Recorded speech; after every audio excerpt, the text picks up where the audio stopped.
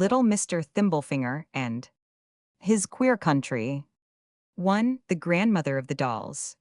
Once upon a time, there lived on a plantation, in the very middle of Middle Georgia, a little girl and a little boy and their Negro nurse. The little girl's name was Sweetest Susan. That was the name her mother gave her when she was a baby, and she was so good-tempered that everybody continued to call her Sweetest Susan when she grew older. She was 7 years old. The little boy's name was Buster John. That was the name his father had given him. Buster John was 8. The nurse's name was Drusilla, and she was 12. Drusilla was called a nurse, but that was just a habit people had. She was more of a child than either Sweetest Susan or Buster John, but she was very much larger. She was PG-6, their Playmateth, their companion, and a capital one she made. Sweetest Susan had black hair and dark eyes like her father, while Buster John had golden hair and brown eyes like his mother. As for Drusilla, she was as black as the old black cat, and always in a good humor, except when she pretended to be angry. Sweetest Susan had wonderful dark eyes that made her face very serious except when she laughed, but she was as full of fun as Buster John, who was always in some sort of mischief that did nobody any harm. These children were not afraid of anything. They scorned to run from horses or cows or dogs. They were born on the big plantation, and they spent the greater part of the day out of doors, save when the weather was very cold or very wet. They had no desire to stay in the house, except when they were compelled to go to bed, and a great many times they fretted a little because they thought bedtime came too soon. Sweetest Susan had a great many dolls, and she was very fond of them. She had a china doll, a gyp-jap doll, a rag doll, a rubber doll, a white doll, a brown doll, and a black doll. PG-7 sometimes she and Drusilla would play with the dolls out in the yard, and sometimes Buster John would join them when he had nothing better to do. But every evening, Sweetest Susan and Drusilla would carry the dolls into the bedroom and place them side by side against the wall. Sweetest Susan wanted them placed there, she said, so she could see her children the last thing at night and the first thing in the morning. But one night, Sweetest Susan went to bed crying, and this was so unusual that Drusilla forgot to put the dolls in their places. Sweetest Susan's feelings were hurt. She had not been very good, and her mother had called her Naughty Susan instead of Sweetest Susan. Buster John, in the next room, wanted to know what the matter was, but Sweetest Susan wouldn't tell him, and neither would she tell Drusilla. After a while, Sweetest Susan's mother came in and kissed her. That helped her some, but she lay awake ever so long sobbing a little and thinking how she must do so as not to be called Naughty Susan. Drusilla lay on a pallet near Sweetest Susan's bed, but, for a wonder, Drusilla lay awake too. She said nothing, but she was not snoring, and PG-8 Sweetest Susan could see the whites of her eyes shining. The fire that had been kindled on the hearth so as to give a light for the weather was not cold, flickered, and flared, and little blue flames crept about over the sputtering pine knot, jumping off into the air and then jumping back. The blue flames flickered and danced and crept about so, and caused such a commotion among the shadows that were running about the room and trying to hide themselves behind the chairs and in the corners, that the big brass andirons seemed to be alive. While Sweetest Susan was lying there watching the shadows and wondering when Drusilla would go to sleep, she heard a voice call out, "Oh dear, I believe I've got smut all over my frock again." It was the queerest little voice that ever was heard. It had a tinkling sound, such as Susan had often made when she tied her mother's gold thimble to a string and struck it with a knitting needle. Just as she was wondering where it came from, a little old woman stepped from behind one of the andirons and shook the ashes from her dress. PG-9, I think I'd better stay at home, said the little old woman, if I can't come down the chimney without getting smut all over my frock. I wonder where Mr. Thimblefinger is. Oh, I am here, exclaimed another tinkling voice from the fireplace, but I'm not coming in. They are not asleep, and even if they were, I see the big black cat in that chair there. Much I care, cried the little old woman snappishly. I'll call you when I want you. Then she went around the room where Sweetest Susan's dolls were scattered, and looked at each one as it lay asleep. Then she shook her head and sighed. They look as if they were tired, poor things, she said. And no wonder. I expect they have been pulled and hauled about and dragged around from pillar to post since I was here last. Then the little old woman touched the dolls with her cane, one by one. Each doll called out as it was touched, "Is that you, Granny?" And to each one she replied, "Risser, Roser, rise. And rib and rub your eyes." PG-10, Sweetest Susan, was not at all alarmed. She felt as if she had been expecting something of the kind. The dolls arose and ranged themselves in front of the fireplace, all except the rag doll. "Where's Ragtag?" inquired the little old woman anxiously. Here I am, Granny, replied the rag doll. I am lame in one leg and I can't walk with the other, and my arm's out of joint. Tut, tut, said the little old woman. How can you be lame in your legs when there's no bone in them? How can your arm be out of joint when there's no joint? Get up.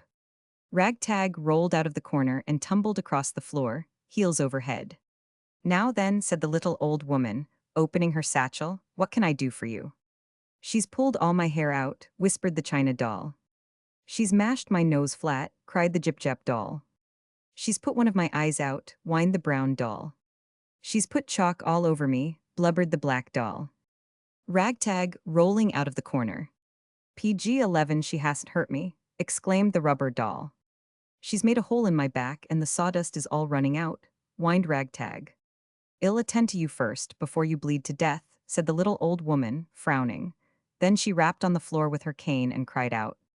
Long-legged spinner. Come earn your dinner. While sweetest Susan was wondering what this meant, she saw a big black spider swing down from the ceiling and hang, dangling close to the little old woman's face.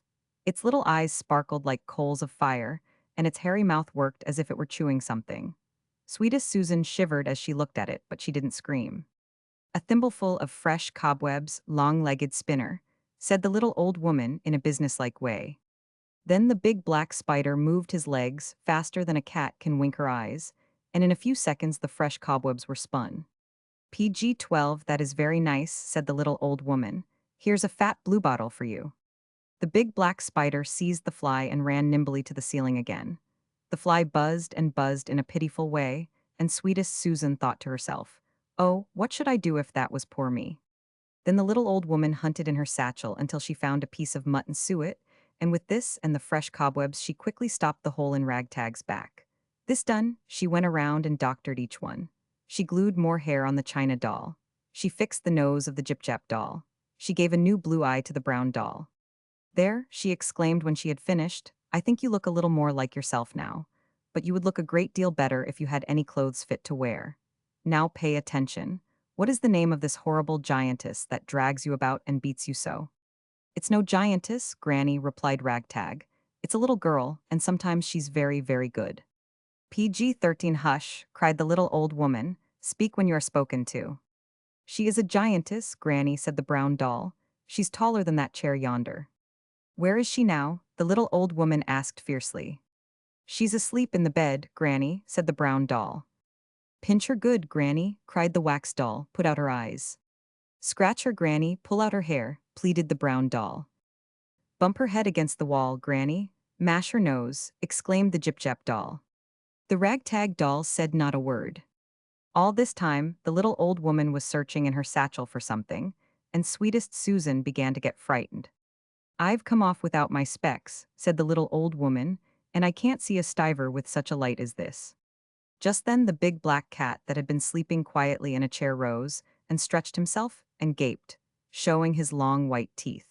He jumped to the floor and walked back and forth, PG-14, purring and rubbing against the little old woman in a friendly way. Get out, y'all push me over, she cried. Oh, will you go away? I'll stick you with my needle. I certainly will. Keep your long tail out of my face. Oh, how can I see to do anything? Will you go away? I'll hit you as sure as I am standing here. Don't, said the big black cat, stopping and looking straight at the little old woman. Don't you know it brings bad luck to hit a black cat? If I hit you, y'all feel it, cried the little old woman. Stop, exclaimed the big black cat. I know what you are here for. Do you see my eyes? They are as green as grass. Do you see my teeth? They are as strong as iron. Do you see my claws? They are as sharp as needles. If I look at you hard, y'all shiver. If I bite you, y'all squall. If I scratch you, y'all bleed. The grandmother of the dolls looked at the big black cat long and hard. Do I know you? She asked. I know you, replied the black cat. What is your name? She asked. The grandmother of the dolls and the big black cat. PG-15, Billy Blackfoot. It is time for you to go hunting, she said. She wanted to get him out of the room. I have found what I was hunting for, said Billy Blackfoot. There's a rat gnawing in the pantry. He'll be fatter when I catch him. There's a piece of cheese in the dining room. It won't spoil until I eat it. There's a pan of milk in the kitchen. It won't turn sour till I drink it. There's catnip in the garden. It will grow till I want it. The grandmother of the dolls then made a cross mark on the carpet and waved her cane in the air. This was done to put a spell on Billy Blackfoot, but before the spell could work, Billy made a circle by chasing his tail around. Then he glared at the little old woman and slowly closed one eye. This was too much. The grandmother of the dolls seized her cane and made a furious attack on Billy Blackfoot, but he leaped nimbly out of the way, and the cane fell with a whack on the bald head of the brown doll. PG-16. At this, there was a tremendous uproar. The brown doll screamed, "Murder!" Billy Blackfoot's tail swelled to twice its natural size, the hairbrush fell on the floor, the dustpan rattled, the shovel and tongs staggered out from the chimney corner and rolled over on the hearth. The dolls scrambled and scurried under the bed, and the little old woman whisked up the chimney like a spark from a burning log. When sweetest Susan raised up in bed to look around, she saw Drusilla sitting on her pallet rubbing her eyes, but Billy Blackfoot was sitting by the fireplace, washing his face as quietly as if nothing had happened. At first it seemed to sweetest Susan that it had all been a dream, but presently she heard a small voice that came down the chimney.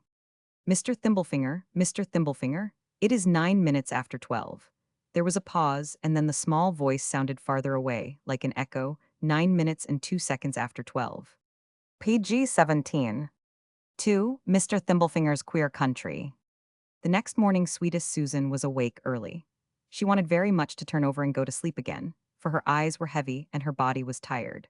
But the moment she remembered the wonderful events of the night before, she sat up in bed and looked around.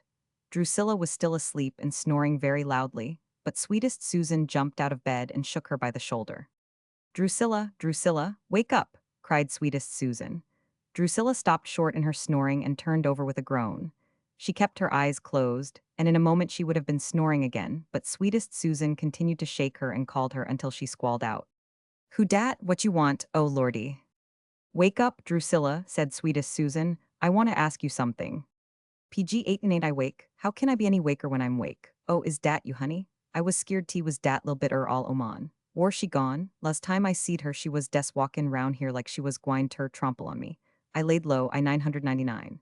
Sweetest Susan clasped her hands together and cried, "Oh, was it a dream, Drusilla? Did it all happen sure enough?" Drusilla shook her head wildly. "How can we both have de same kind dream? I seed de oman gwine on, and you seed her gwine on. Yuha, don't talk ter me bout no dreams." The whole matter was settled when Buster John cried out from the next room, "What fuss was that you were making in there last night, squealing and squeaking?" The matter was soon explained to Buster John, and after breakfast the children went out and sat on the big woodpile and talked it all over. The boy asked 100 questions, but still, his curiosity was not satisfied. All this time the birds were singing in the trees and the woodspheres sawing in the pine PG-19 logs. Jory, sang the birds. Crake, crake, crake went the woodspheres. Sweetest Susan waking up. "There are 50 dozen of them," said Buster John. 55,000 you'd better say, replied sweetest Susan. "Just listen." "No needs ter listen," cried Drusilla. "You'd hear if you plugged up yo ears." Buster John put his knife blade under a thick piece of pine bark and pried it up to find one of the busy sawyers. The bark was strong, but presently it seemed to come up of its own accord, and out jumped the queerest little man they had ever seen or even heard of except in make-believe storybooks. Buster John dropped his knife, and down it went into the woodpile. He could hear it go rattling from log to log nearly to the bottom. Sweetest Susan gave a little screech. Drusilla sat bolt upright and exclaimed, "You all better come in go see yo ma. I want ter see myself." But there was nothing to be frightened at. The tiny man had brushed the dust and trash from his clothes and then turned to the children with a good-humored smile. He was not above 4 PG 20 inches high. He had on a dress coat. Drusilla afterward described it as a clawhammer coat, velveteen knickerbockers, and silver buckles on his shoes. His hat was shaped like a thimble, and he had a tiny feather stuck in the side of it. "I'm much obliged to you for getting me out of that scrape," he said with a bow to all the children. "It was a pretty tight place. I stayed out last night just 1.5 seconds too late, and when I went to go home, I found the door shut. So I just crawled under the bark there for a nap. The log must have turned in some way, for when I woke up and tried to crawl out, I found I couldn't manage it. I wouldn't have minded that so much, but just then I saw one of those terrible flat-headed creatures making his way toward me. Why, his head was a sawmill. He was gnawing the wood out of his way and clearing a road to me. I tried to draw my sword, but I couldn't get it from under me. Then I felt the bark rising. I pushed as hard as I could, and here I am." Ax I am his name, said Drusilla in an Austrican tone. Ah, I forgot, responded the little man. I PG-21 know you, but you don't know me. My name is Mr. Thimblefinger, and I shall be happy to serve you. Whenever you want me, just tap 3 times on the head of your bed. Thank goodness, I don't sleep in no bed, exclaimed Drusilla. That makes no difference, said Mr. Thimblefinger. If you sleep on a pallet, just tap on the floor. Please, mister, don't talk dat away, pleaded Drusilla. Case ill be constant aprojkin wid dat tappin, and de fust time you come ill holler fire. Don't notice her, said Buster John. She talks to hear herself talk. I see, replied Mr. Thimblefinger, tapping his forehead significantly and nodding his head. You kin nod, said Drusilla defiantly, but my head got mo in it and you kin comb out. I believe you, exclaimed Mr. Thimblefinger, I believe you. He spoke so earnestly that sweetest Susan and Buster John laughed, and Drusilla laughed with them. You dropped your knife, said Mr. Thimblefinger. I am sorry of it. I can't bring it up PG-22 to you, but I'll see if I can't crawl under and get it out. With that he leaped nimbly from log to log and disappeared under the woodpile. The children went down to see what he would do. They were so astonished at his droll appearance that they forgot their curiosity. Is that a fairy, brother? Asked sweetest Susan in a low voice. No, exclaimed Buster John with a lofty air, but not loudly. Don't you see he's not a bit like the fairies we read about in books? Why, he was afraid of a woodseer. That's so, sweetest Susan rejoined. He's a witch, dat what he is, said Drusilla. Shucks, whispered Buster John. He heard the voice of Mr. Thimblefinger under the woodpile. I've found it, he cried. And presently he made his appearance, dragging the knife after him. He tugged at it until he got it out, and then he sat down on a chip, wiped the perspiration from his eyes, and fanned himself with a thin flake of pine bark no bigger than a bee's wing. PG-23, pick me up and let's go on top of the woodpile, said Mr. Thimblefinger after a while. It's suffocating down here. Ouch, don't tickle me, if you do I shall have a fit. Buster John had lifted him by placing a thumb and forefinger under his arms. And don't squeeze me neither, the little man went on. I was cramped under that bark until I am as sore as a boil all over. Goodness, I wish I was at home. Where do you live? Asked sweetest Susan, when they were once more seated on the woodpile. Not far from here, not very far, replied Mr. Thimblefinger, shaking his head sagely, but it is a different country, oh, entirely different. Sweetest Susan edged away from the little man at this, and Drusilla stretched her eyes. What is it like? Asked Buster John boldly. Mr. Thimblefinger reflected a while, and then shook his head. I can show it to you, he said, but I can't describe it. Pick I am up and show I am to your ma, exclaimed Drusilla suddenly. No, no, no, cried Mr. Thimblefinger, leaping to his feet. That would spoil everything. PG-24, no grown person living in this country has ever seen me. No, no, don't try that. It would spoil your luck. I wouldn't be here now if the doll's grandmother hadn't begged me to come with her last night, but I'll come to see you, he pointed at Drusilla. I'll come often. I des said dat fur ter see what you'd say, protested Drusilla. You wan gwine ter take I am, was you, honey? This question was addressed to Buster John, who scorned to answer it. Grown people wouldn't understand me, Mr. Thimblefinger explained. They know a great deal too much to suit me. How do you get to your country? Inquired Buster John, who was keen for an adventure. The nearest way is by the spring, replied Mr. Thimblefinger. That is the only way you could go. Can I go too? Asked sweetest Susan, and Drusilla.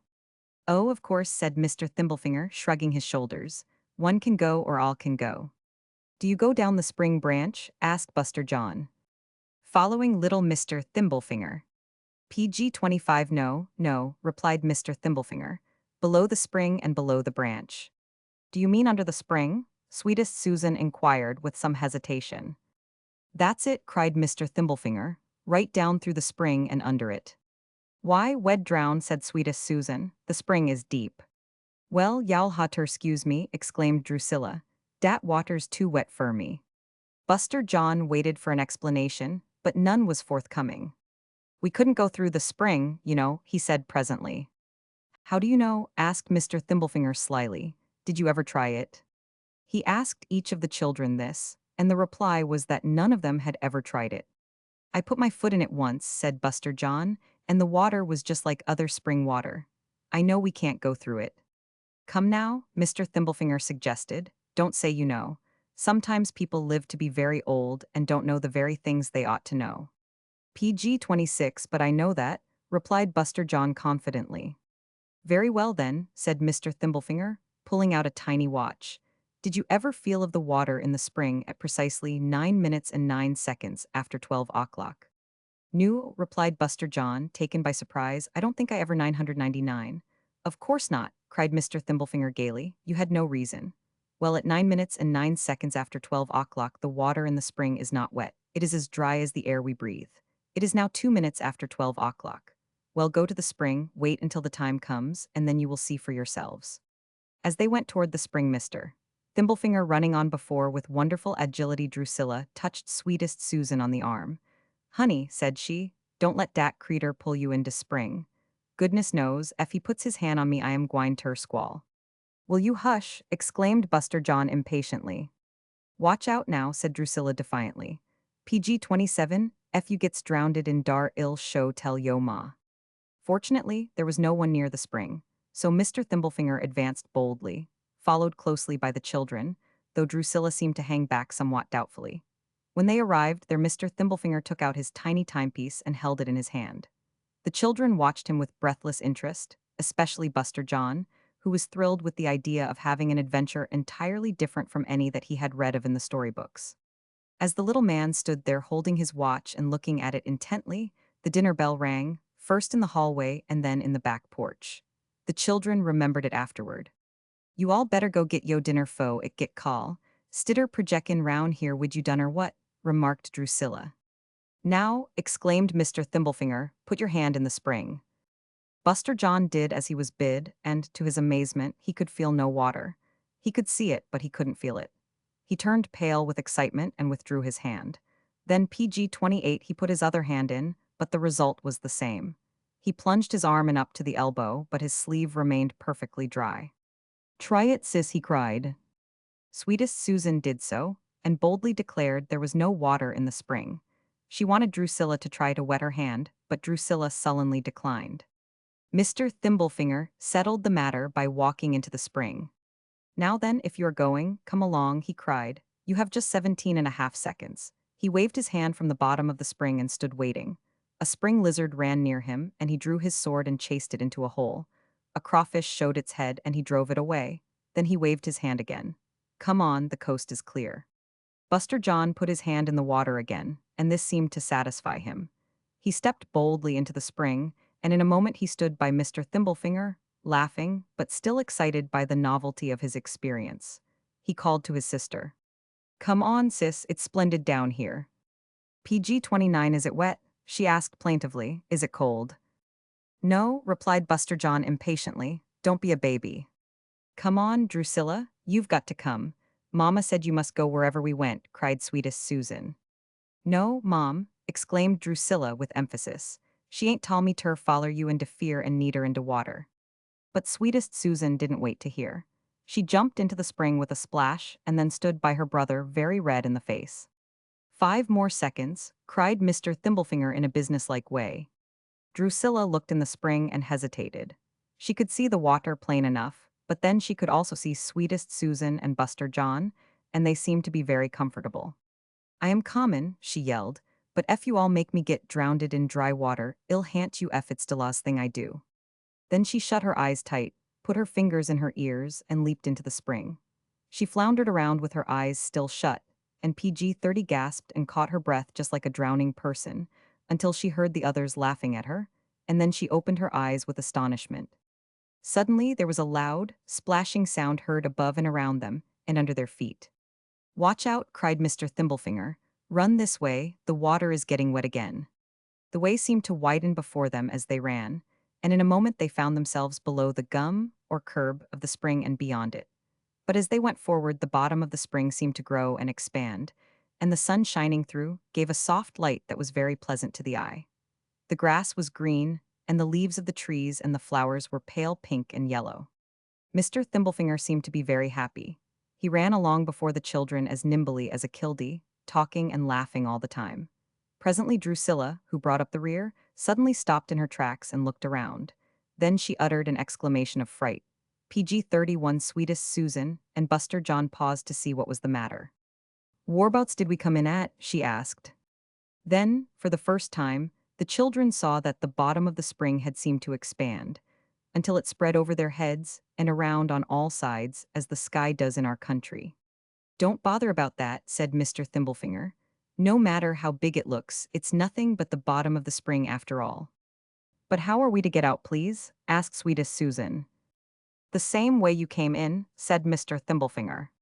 I tell you," exclaimed Drusilla, swinging her right arm up and down vigorously. "Ef you can fly, you can get out, and you look much like flyin'. Dat what you get by not mindin' me and yo ma." "Tut, tut," exclaimed Mr. Thimblefinger. "Ill sick the katydids on you if you don't stop scaring the little girl. Come, we are not far from my house. Well, go there and see what the neighbors have sent in for dinner." Buster John followed him as readily as before, PG-32, but sweetest Susan and Drusilla were not so eager. They had no device, however, and Drusilla made the best of it. "I ain't skeered as I was, he talk mo and mo like folks." So they went on toward Mr. Thimblefinger's house. PG-33. 3. Mr. Thimblefinger's friends. "I hope you are not tired," said Mr. Thimblefinger to sweetest Susan when they had been on their way for some little time. "Because if you are, you can rest yourself by taking longer steps." Buster John was ready to laugh at this, but he soon discovered that Mr. Thimblefinger was right. He found that he could hop and jump ever so far in this queer country, and the first use he made of the discovery was to jump over Drusilla's head. This he did with hardly any effort. After that, the journey of the children, which had grown somewhat tiresome though they wouldn't say so, became a frolic. They skimmed along over the gray fields with no trouble at all, but Drusilla found it hard to retain her balance when she jumped high. Mr. Thimblefinger, who had a reason for everything, was puzzled at this. He paused a while and stood thinking and rubbing his PG-34 chin. Then he said that either Drusilla's head was too light or her heels too heavy, couldn't for the life of him tell which. There was one thing that bothered the children. If Mr. Thimblefinger's house was just big enough to fit him, as Buster John expressed it, how could they go inside? Sweetest Susan was so troubled that she asked Drusilla about it. But Drusilla shook her head vigorously. "Don't come axin' me," she cried. "I done tell you all right, pine blank not ter come. Ef de house lil like dat creeter is, what you gwine do when night come? And den sposen pon top dat a big rain come up? Oh, I tell you fo you started. Who in de namer sense ever he talker folks gwine down in a spring? You mought knowed somethin' gwine ter happen. Oh, I tell you." There was no denying this, and sweetest Susan and her brother were beginning to feel anxious, when an exclamation from Mr. Thimblefinger attracted their attention. "We are nearly there," he shouted. "Yonder is the house. My, won't the family be surprised when they see you." PG-35. Sure enough, there was the house. And it was not a small one, either. Drusilla said it looked more like a barn than a house, but Buster John said it didn't make any difference what it looked like so long as they could rest there and get something to eat, for they had had no dinner. "I hope dey got show 'nuff victual spot liquor and dumplins, and sompin you kin fill up wid," said Drusilla heartily. Mr. Thimblefinger, who had been running a little way ahead, suddenly paused and waited for the children to come up. "Come to think of it," he remarked, "you may have heard of some of my family. I call them my family, but they are no kin to me. We just live together in the same house for company's sake." "They are not fairies," suggested sweetest Susan. Mr. Thimblefinger shook his head. "Oh no, just common everyday people like myself. We put on no airs. Did you ever hear of Mrs. Meadows, and Mr. Rabbit, and Mrs. Rabbit?" "Dem what was in detail?" asked Drusilla. PG-36. "Yes," said Mr. Thimblefinger, "the very same persons." "Sho 'nuff," exclaimed Drusilla.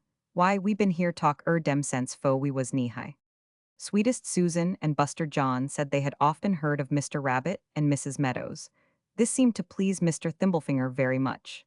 He smiled and nodded approval. "Did they ever have you in a story?" asked Buster John. "No, no," replied Mr. Thimblefinger. "I was so little they forgot me." He laughed at his own joke, but it was very plain that he didn't relish the idea of not having his name in a book. Presently the children came to the house, but they hesitated at the gate and stood there in fear and trembling. What they saw was enough to fright them. An old woman was sitting in a chair knitting.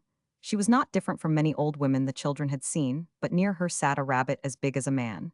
He was a tremendous creature, grizzly and gray, and water-eyed from age. He sat in a rocking chair smoking a pipe. "Mr. Rabbit and Mrs. Meadows." PG-37. "Let's go back," whispered Drusilla. "Dat ar creeter bigger dan a hoss. Ef he get a glimpus we are gone. Sweetest Susan shivered and looked at Buster John, and Buster John looked at Mr. Thimblefinger. But Mr. Thimblefinger ran forward, crying out, "Howdy, folks, howdy. I've brought some friends home to dinner." He beckoned to the children. "Come on and see Mrs. Meadows and Mr. Rabbit." Mrs. Meadows immediately dropped her knitting in her lap and threw her hands up to her head, as if to arrange her hair. "Come in," said Mr. Thimblefinger to the children. "Yes, come on," exclaimed Mr. Rabbit in a voice that sounded as if he had a bad cold. "I am in no fix to be seen," said Mrs. Meadows, "but I'm glad to see you anyhow. Come right in, take off your things and make yourself at home. How did you get here? I reckon that little trick there has been telling tales out of school." She pointed at Mr. Thimblefinger and laughed. "PG-38 he brought us," said Sweetest Susan. "I am sorry we came." "Now, don't say that," remarked Mrs. Meadows kindly. "What are you afraid of?" "Of him," replied Sweetest Susan, nodding her head toward Mr. Rabbit. "Is that all?" exclaimed Mrs. Meadows. "Why, he's as harmless as a kitten." "Yes, yes," said Mr. Rabbit complacently. "No harm in men, no harm in old people. Just give us a little room in the corner, a little place where we can sit and nod, and there's no harm in us. I'm just as glad you've come as I can be. I see you've brought the tar baby. She's grown some since I saw her last." Mr. Rabbit looked at Drusilla with considerable curiosity. "I hope she's not as sticky as she used to be." "Hey," cried Buster John, laughing. "Mr. Rabbit thinks Drusilla is the tar baby." Drusilla tossed her head scornfully. "Huh, I ain't no tar baby. I may be a nigger and I spec I is, but I ain't no tar baby. My mammy done tell me 'bout de tar baby in detail, and she got it from her granddaddy. Ef I am PG-39 de tar baby, I am older dan my mammy's granddaddy." Mr. Rabbit took off his spectacles and wiped them on his coat tail. "My eyes are getting very bad," he said, by way of apology. "But you certainly look very much like the tar baby. If you were both together in the dark, nobody could tell you apart. Well, well, I'm getting old." "You ain't no older dan you look," said Drusilla spitefully under her breath. "Hush," whispered Sweetest Susan. "Hell eat us up." Mrs. Meadows laughed. "Don't worry, child. Mr. Rabbit loves his pipe and a joke, but hell never hurt you. Never in the world." "But this isn't in the world," suggested Buster John. "Well, it's next door, as you may say," Mrs. Meadows replied.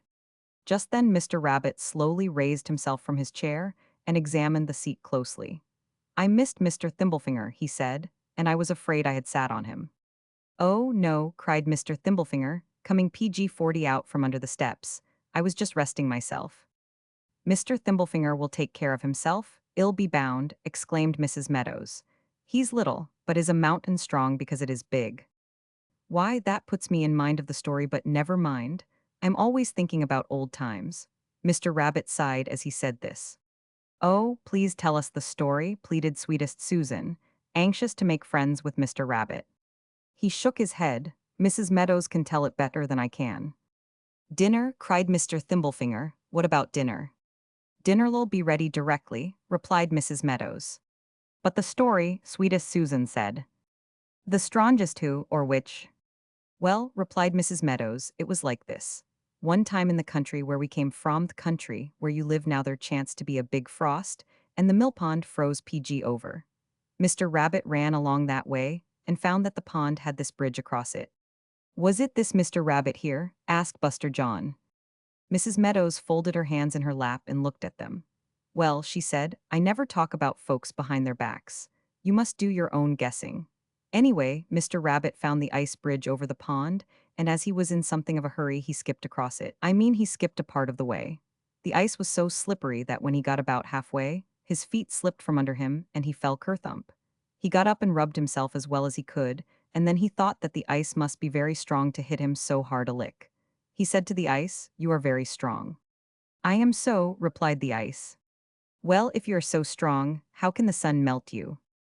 The ice said nothing, and so Mr. Rabbit asked the sun, 'Are you very strong?'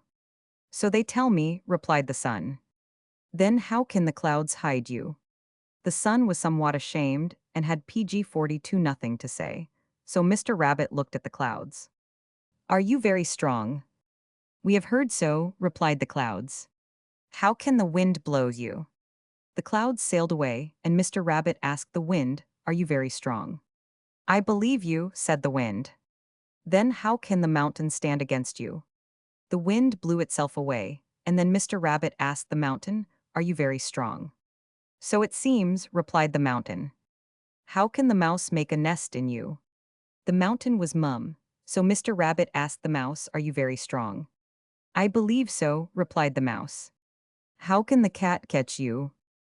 The mouse hid in the grass. Mr. Rabbit asked the cat, are you very strong? Yes, indeed, replied the cat. How can the dog chase you? The cat began to wash her face. Then Mr. Rabbit said to the dog, are you very strong?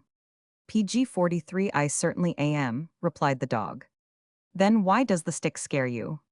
The dog began to scratch the fleas off his neck, and Mr. Rabbit said to the stick, are you very strong? Everybody says so. Then how can the fire burn you? The stick was dumb, and Mr. Rabbit asked the fire, are you very strong? Anybody will tell you so, the fire answered. How can the water quench you? The fire hid behind the smoke. Then Mr. Rabbit asked the water, are you very strong? Strong is no name for it, said the water. How can the ice cover you? The water went running down the river, and after it had gone the ice said to Mr. Rabbit, you see you had to come back to me at last. Yes, replied Mr. Rabbit, and now I am going away. You are too much for me. Then Mr. Rabbit loped off, rubbing his bruises. Was it really you, Mr. Rabbit? Asked sweetest Susan. Mr. Rabbit rubbed his mustache with the end PG 44 of his pipestem. Well, I'll tell you the truth. I was mighty foolish in my young days, but now all I want to do is to eat breakfast, and then wait until dinner is ready, and then sit and wait until supper is put on the table. Mrs. Meadows winked at the children, and then turned to Mr. Rabbit. Now, said she, I've told the story you ought to have told, for you know more about it than anybody else. It's as little as you can do to sing the old song that you sung when you used to go frolicking. Why, it's about myself, exclaimed Mr. Rabbit. At my time of life it would never do. Please make him sing it, said sweetest Susan, who was much given to getting her own way by the pretty little art of coaxing. Oh, hell sing it, replied Mrs. Meadows confidently. He can't refuse. Mr. Rabbit shook his head, and then seemed to fall into a brown study. But suddenly, seeing that they were all waiting for the song, he cleared up his throat, and after several false starts sang this song. PG 45. Oh, this is Mr. Rabbit. Oh, this is Mr. Rabbit that runs on the grass. So rise up, ladies, and let him pass. He courted Miss Meadows when her ma was away. He crossed his legs and said his say. He crossed his legs and he winked his eye. And then he told Miss Meadows goodby. So it's goodby, ducky. And it's goodby, dear. I'll never come to see you. Until next year. For this is Mr. Rabbit that runs on the grass. So rise up, ladies, and let him pass. And he cried from the gate, so bold and free. I know you are glad to get rid of me. And then Miss Meadows shook her head. If you stay too long, y'all find me dead. And it's goodby, ducky. And it's goodby, dear. Y'all find me dead. When you come next year. For this is Mr. Rabbit that runs on the grass. So rise up, ladies, and let him pass. Mr. Owl called out from the top of the tree. Oh hoo, and he-hes. Mr. Fox slipped off in the woods and cried. Mr. Coon's broken heart caused a pain in his side. For it's goodby, ducky. And it's goodby, dear. If you ever come to see me, come before next year. PG 46. For this is Mr. Rabbit that runs on the grass. So rise up, ladies, and let him pass. Mr. Rabbit looked around and saw all the trouble. And he laughed till he bent over double. He shook his head and said his say. I'll come a-calling when tomorrow is today. For when you have a ducky, don't stay. Go off and come again. When tomorrow is today. For this is Mr. Rabbit that runs on the grass. So rise up, ladies, and let him pass. PG 47. 42 queer stories. There is no doubt the children were very much surprised to see Mr. Rabbit. They were astonished to find that he was so large and solemn-looking. When the Negroes on the plantation told them about Mr. Rabbit or Brother Rabbit, as he was sometimes called, they had imagined that he was no larger than the rabbits they saw in the sedge field or in the barley patch. But this Mr. Rabbit was larger than a dozen of them put together. In one way or another, sweetest Susan and Buster John and Drusilla showed their amazement very plainly, especially Drusilla, who took no pains to conceal hers. Every time Mr. Rabbit moved, she would nudge sweetest Susan or Buster John and exclaim, "Look at dat!" Or "We better be gwine," or "S'posen Brer Fox Brer Wolf come up and day dat big." Mrs. Meadows noticed this. Indeed, she could not help noticing it, and so she said, "PG 48, I reckon maybe. You expected to find Mr. Rabbit no bigger than the rest of his family that live in your country." Before the children could make any answer, Mr. Rabbit began to chuckle, and he chuckled so heartily that sweetest Susan was afraid he would choke. "I don't wonder you laugh," said Mrs. Meadows, elevating her voice a little, as if Mr. Rabbit were a little deaf. "It may not be polite to laugh in company," replied Mr. Rabbit, "but I am obliged to do it." His voice was wheezy, and he nodded his head vigorously. "Yes, I am obliged to do it. Why, I could put one of those poor creatures in my coat pocket. They are not rabbits. They are runts. Yes, runts, that's what they are. And to think, too, that their great-grandparents might have come here when I 999. But no, they wouldn't hear to it. No new country for them, they said. And so they stayed where they were, and the breed has dwindled down toto nothing. Ill be bound they have forgotten how to talk." He turned to the children with a look of inquiry. "PG 49, why, of course, rabbits can't talk," said Buster John. Mr. Rabbit shook his head sadly and put his hand to his eyes. "Well, well, well," he exclaimed after a while. "Can't talk, but I might have known it. The family's gone to seed. I'm glad I'm not there to see it all. A neighbor here and there does no harm, but when people began to crowd in I concluded to move, and I'm glad I 999. I'm old and getting feeble, but thank gracious I'm not a runt." "I don't see but you're as nimble as ever you were," remarked Mrs. Meadows soothingly. I know," Mr. Rabbit insisted. "I may be as nimble, but I'm not as keen for a frolic as I used to be. The chimney corner suits me better than a barbecue." Mr. Rabbit closed his big eyes and sighed. Well, well, everybody to his time, everybody to his taste."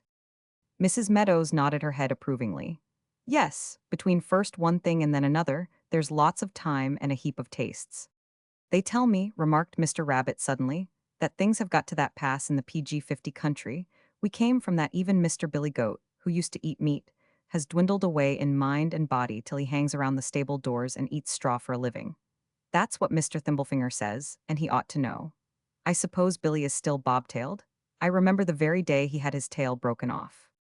"Tell us about it," remarked Buster John. "Why, Mr. Billy Goat's tail is short." "Oh, it doesn't amount to much," said he. "It's hardly worth talking about. I think it was one Saturday. In those days, we used to have a half-holiday every Saturday. We worked hard all the week, and we tried to crowd as much fun into a half-holiday as possible. Well, one Saturday afternoon Mr. Billy Goat and Mr. Dog were walking arm in arm along the road, talking and laughing in a sociable way, when all of a sudden a big rain came up. Mr. Billy Goat said he was mighty sorry he left his parasol at home, because the rain was apt to make his horns rust. Mr. Dog shook himself and said he didn't mind water, because when he got wet the fleas quit biting. PG 51, but Mr. Billy Goat hurried on, and Mr. Dog kept up with him until they came to Mr. Wolf's house, and they ran into the front porch for shelter. The door was shut tight, but Mr. Billy Goat had on his high-heel shoes that day, and he made so much noise as he tramped about that Mr. Wolf opened his window and looked out. When he saw who it was, he cried out, "Hallo, this is not a nice day to pay visits, but since you are here, you may as well come in out of the wet." But Mr. Dog shook his head and flirted up dirt by scratching on the ground with his feet. He had smelled blood. Mr. Billy Goat saw how Mr. Dog acted, and he was afraid to go in, so he shook his horns. "You'd just as well come in and sit by the fire," said Mr. Wolf, unlatching the door. But Mr. Dog and Mr. Billy Goat thanked him kindly, and said they didn't want to carry mud into the house. They said they would just stand in the porch till the shower passed over. Then Mr. Wolf took down his fiddle, tuned it up, and began to play. In his day and time few could beat him playing the fiddle, and this PG 52 time he played his level best, for he knew that if he could start Mr. Billy Goat to dancing he'd have him for dinner. "I don't see how," said Buster John. "Well," exclaimed Mr. Rabbit, "if Mr. Billy Goat began to dance, he would be likely to dance until he got tired, and then it would be an easy matter for Mr. Wolf to outrun him." "Of course," said sweetest Susan. Well, Mr. Rabbit continued, Mr. Wolf kept on playing the fiddle, but Mr. Billy Goat didn't dance. Not only that, he kept so near the edge of the porch that the rain drifted in on his horns and ran down his long beard. But he kept his eye on Mr. Wolf. After playing the fiddle till he was tired, Mr. Wolf asked, "How do you get your meat, my young friends?" Mr. Dog said he depended on his teeth, and Mr. Billy Goat, thinking to be on the safe side, said he also depended upon his teeth. "As for me," cried Mr. Wolf, "I depend on my feet." And with that he dropped his fiddle and jumped at Mr. Billy Goat. But he knocked the broom down and the handle tripped him. It PG-53 was all very sudden, but by the time Mr. Wolf had recovered himself, Mr. Billy Goat and Mr. Dog had gone a considerable distance. Mr. Billy Goat and Mr. Wolf. They ran and ran until they came to a big creek. Mr. Billy Goat asked Mr. Dog how he was going to get across. "Swim," said Mr. Dog. "Then I'll have to bid you good-bye," replied Mr. Billy Goat, "for I can't swim a stroke." By this time they had arrived at the bank of the creek, and they could hear Mr. Wolf coming through the woods. They had no time to lose. Mr. Dog looked around on the ground, gathered some janweed, yanweed, and tanweed, rubbed them together, and squeezed a drop of the juice on Mr. Billy Goat's horns. He had no sooner done this than Mr. Billy Goat was changed into a white rock. Then Mr. Dog leaped into the creek and swam across. Mr. Wolf ran to the bank, but there he stopped. The water was so wide it made tears come in his eyes, so deep that it made his legs ache, and so cold that it made his body shiver. When Mr. Dog arrived safely on the other PG-54 side, he cried out, "Aha, you are afraid. You've drowned poor Mr. Billy Goat, but you are afraid of me. I dare you to fling a rock at me." This made Mr. Wolf so mad that he seized the white rock and threw it at Mr. Dog with all his might. It fell near Mr. Dog and instantly became Mr. Billy Goat again. But in falling, a piece was broken off, and it happened to be Mr. Billy Goat's tail. Ever since then he has had a very short tail. "Were you there, Mr. Rabbit?" asked Sweetest Susan bluntly. "I was fishing at the time," replied Mr. Rabbit. "I heard the noise they made, and I turned around and saw it just as I've told you." Drusilla touched Buster John on the arm. "We ain't dreamin', is we, honey?" Buster John looked at her scornfully. "What put that in your head?" he asked.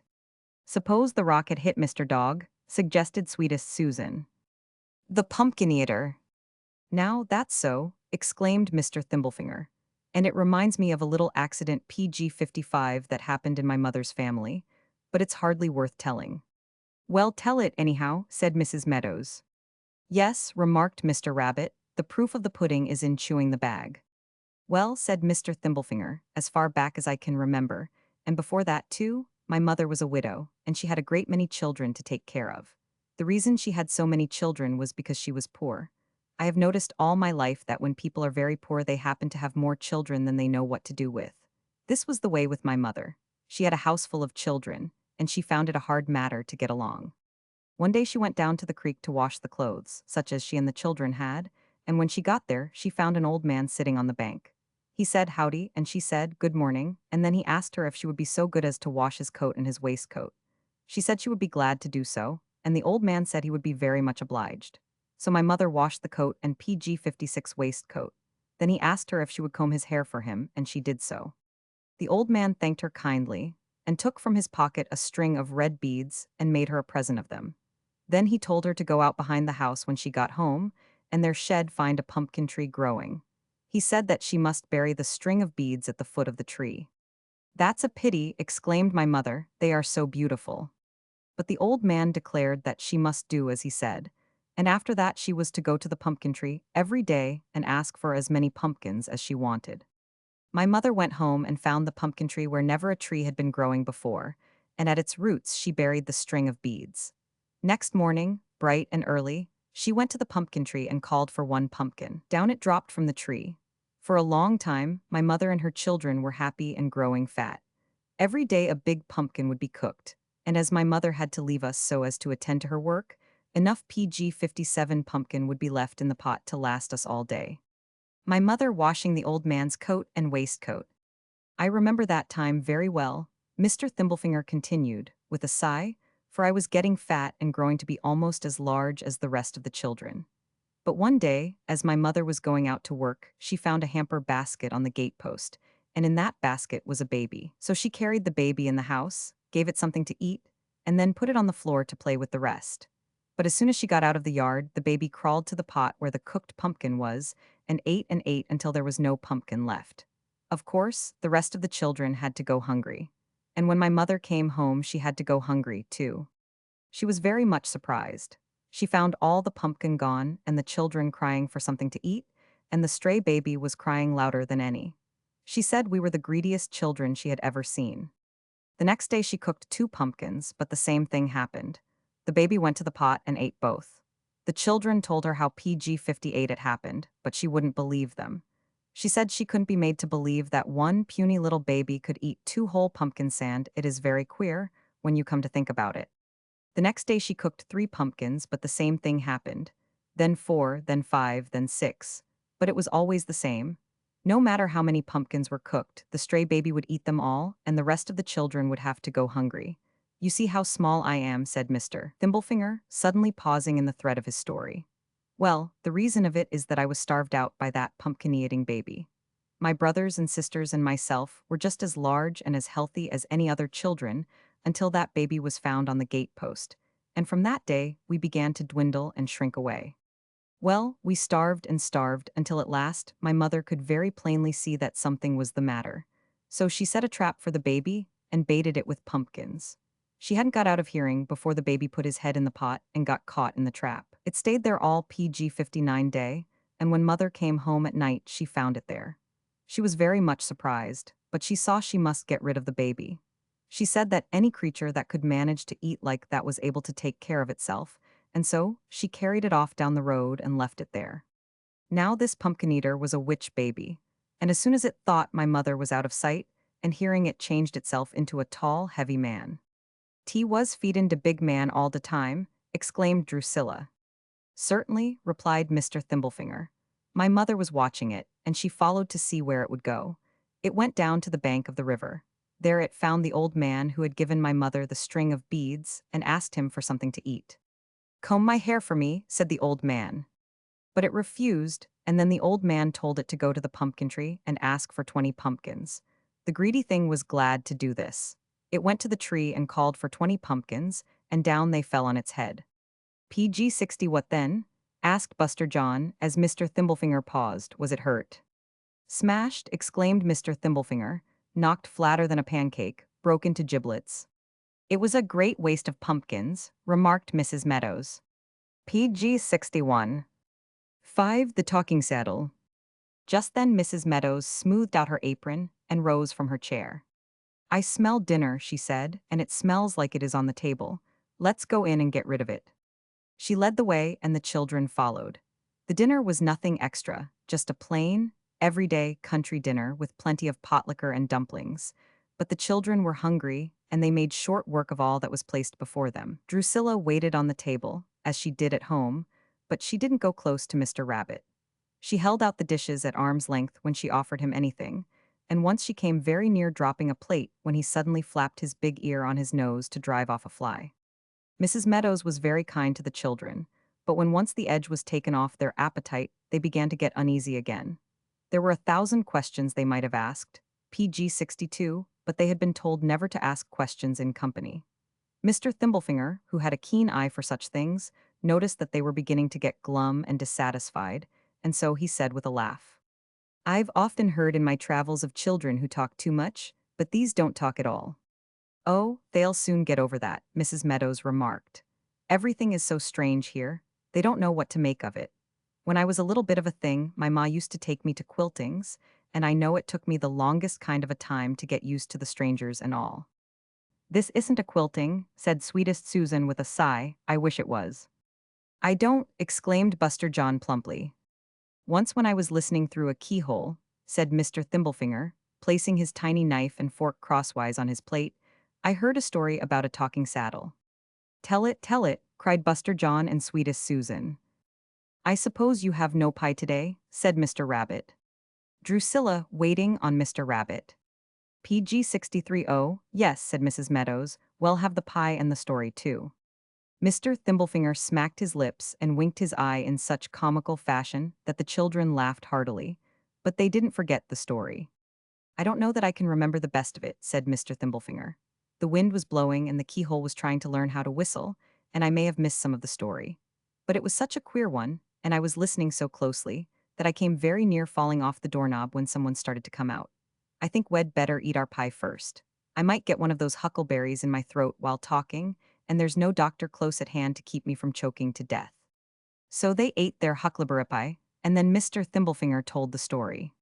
Once upon a time, a farmer had 5 sons. He was not rich and he was not poor. He had some land and he had a little money. He divided his land equally among his 4 oldest sons, giving each just as much as he could till. To each he also gave a piece of money. Then he called his youngest son and said, PG-64, you have sharp eyes and a keen wit. You want no land. All you need is a saddle, that I will give you. A saddle, what will I do with a saddle? Asked the youngest son, whose name was Tip Top. Make your fortune with it. If I had a horse. A head is better than a horse, the father replied. Not long after, the old man died. The land was divided up among the 4 older sons, and Tip Top was left with the saddle. He slung it on his back and set out to make his fortune. It was not long before he came to a large town. He rested for a while, and then he went into the town. He remembered that his father had said a head was better than a horse, so, instead of carrying the saddle on his back, he put it on his head. At first the people thought he was carrying the saddle because he had sold his horse for a good price, or because the animal had died. But he went through street after street still carrying the saddle on his head, never pausing to look around or to speak to anybody, and at last the people began PG-65 to wonder. Some said he was a simpleton, some said he was a saddle maker advertising his wares, and some said he was a tramp who ought to be arrested and put in the workhouse. This talk finally reached the ears of the mayor of the town, and he sent for Tip Top to appear before him. What is a mayor? Asked sweetest Susan suddenly. He de head patty roller, said Drusilla, before anybody else could reply. That's about right, Mr. Thimblefinger declared. Well, the mayor sent for Tip Top. But instead of going to the place where the mayor held his court, Tip Top inquired where his house was and went there. Now, when Tip Top knocked at the mayor's door, the servant, seeing the man with a saddle on his head, began to scold him. Do you think the mayor keeps his harness in the parlor? Go in the side gate and carry the saddle in the cellar where it belongs. Hang it on the first peg you see. Tip Top tried to say something, but the servant shut the door with a bang. Then Tip Top PG-66 did as he was bid. He went through the side gate and found the cellar without any trouble, but instead of hanging the saddle on a peg, he placed it on the floor and sat on it. After waiting patiently a while, wondering when the mayor would call him, Tip Top heard voices on the other side of the wall. He listened closely, and soon found that the housemaid who had driven him away from the mayor's door was talking to her brother, who had just returned from a long journey. The mayor has gold, said the brother. You must tell me where he keeps it. I have a companion in my travels, and tonight we shall come and take the treasure.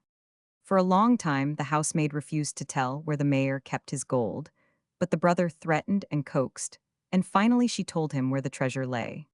It is in a closet by the chimney, in the first room to the right at the head of the stairs. The gold is in an iron box, and it is very heavy. My companion has long hair and a strong arm, said the brother. He is cross-eyed and knock-kneed. It wouldn't do for you to meet PG-67 him in the hallway. Go to bed early and lock your door, and if you hear any outcry during the night, cover your head with a pillow and go to sleep again. Then the housemaid and her brother went away. Well, said Tip Top, this is no place for me. He waited a while and then went out of the cellar into the yard with his saddle on his head. The cook, seeing him there, told him to carry the saddle to the stable where the horses were kept. Tip Top went to the stable, placed his saddle in an empty stall, and sat on it. After a while, he heard 2 persons come in from the street. They went into a stall nearby and began to talk. One was the coachman, and the other was his nephew, who had just returned from a long journey. The mayor has fine horses, said the nephew. I must have 2 of them tonight, otherwise I am ruined forever. The coachman refused to listen at first, but after a while he consented. He told his nephew that the stable boy slept in the manger. PG-68, I have a companion in my travels, said his nephew, and tonight we shall come and take the horses away. My companion has short hair and a heavy hand. Close your eyes and cover your head with straw if you hear any outcry. After a while, the coachman and his nephew went out into the street again, and then Tip Top came forth from the stable with the saddle on his head. The mayor had just come in and was standing at his window. He saw the man in the yard with the saddle on his head and sent a servant to call him. What is your name? Asked the mayor. Tip Top, your honor. I didn't ask after your health. I asked for your name, said the mayor. It is Tip Top, your honor. Your name or your health? Both, your honor. What are you doing here? His Honor the Mayor sent for me, Your Honor. What were you doing just now? Waiting to be sent for, Your Honor. Where's your horse? Asked the Mayor. Tip-Top and the Mayor. PG 69, I have no horse, Your Honor. Why do you carry your saddle? Because no one will carry it for me, Your Honor. Why do you not sell it and be rid of it, Ninny? Few are rich enough to buy it, Your Honor. How much money is it worth? 2,000 pieces of gold, Your Honor. Are you crazy? Cried the Mayor. Why is it so valuable? It is a talking saddle, Your Honor. What does it say? Everything, Your Honor. It warns, it predicts, and it gives advice. Let it talk for me, said the Mayor, full of curiosity. Your Honor would fail to understand its language, replied Tip-Top. Let it talk, and do you tell me what it says? Tip-Top placed his saddle on the carpet and pressed his foot against it until the leather made a creaking noise. I am waiting, said the Mayor. What does the saddle say? PG 70, it says, Your Honor, that you must call the housemaid. The Mayor, to humor the joke, did so. The housemaid came, grumbling. She looked at the saddle, at Tip-Top, and then at the Mayor. Now what does the saddle say? Asked the Mayor. It says, Your Honor, that this woman has a brother who has just returned from a journey in strange lands. The saddle says, Your Honor, that this woman's brother has a companion who has long hair and a strong arm. Is that all? Asked the Mayor. No, Your Honor, it is not half. It is very strange, said the housemaid. The saddle says, Your Honor, that if you will sit in the closet by the chimney, in the first room to the right, where there is an iron box that is very heavy, you will receive a visit tonight from this woman's brother and his companion. The Mayor was very much astonished, but before he could open his lips, the woman fell on her knees and confessed all. The Mayor called an officer and sent her away. Then he turned to Tip-Top and asked, PG 71, is that all? By no means, Your Honor. The saddle says send for the coachman. The Mayor did so, and the coachman came, bowing and smiling. How much is the saddle worth? The Mayor asked him. Master, it is worthless, replied the coachman with a sneer. Let us see, said the Mayor. Then, turning to Tip-Top, what does the saddle say? It says, Your Honor, that this coachman here has a nephew, who has just returned from a long journey. It says that the nephew has a companion who has short hair and a heavy hand. What more? The saddle says, Your Honor, that if you will sleep in the manger where your two finest horses feed, you will receive a visit from the coachman's nephew and his traveling companion. The coachman implored his master's mercy and told all. Of course, the Mayor was very much astonished. He turned his unfaithful servants over to an officer, and that night had a PG 72 watch set around his house and stable, and caught the thieves and their companions. But the saddle didn't talk, said sweetest Susan, so the man didn't tell what was true. She made this remark with so much dignity that Mrs. Meadows laughed. But Buster John was quite impatient.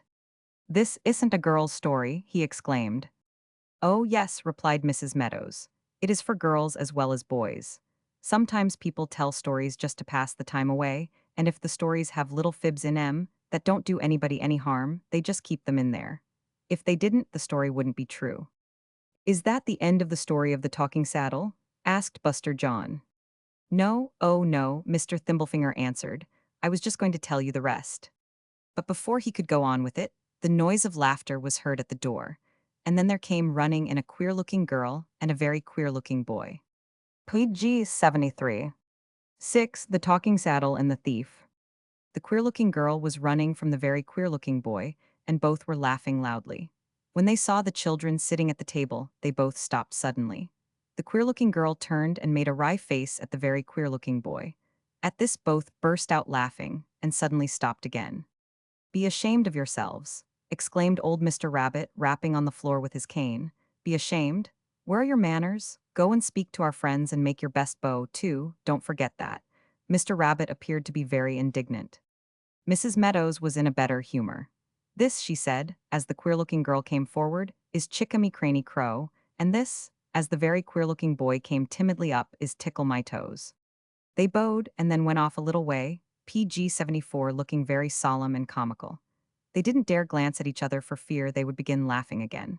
The reason they looked so queer was because, although they acted like children, they were old in appearance, as old as a person past middle age. They are country-raised, poor things. Y'all have to excuse them. They don't know any better. Mr. Thimblefinger sighed as he said this and looked thoughtful. What about the talking saddle? Buster John inquired. You said the story wasn't finished. To be sure, Mr. Thimblefinger cried. My mind is like a wagon without a tongue. It goes every way but the right way. Where was I? Oh, yes, I remember now. Well, the mayor was very thankful to Tip Top for saving his treasure and his horses, but he wasn't satisfied about the saddle. He was worried.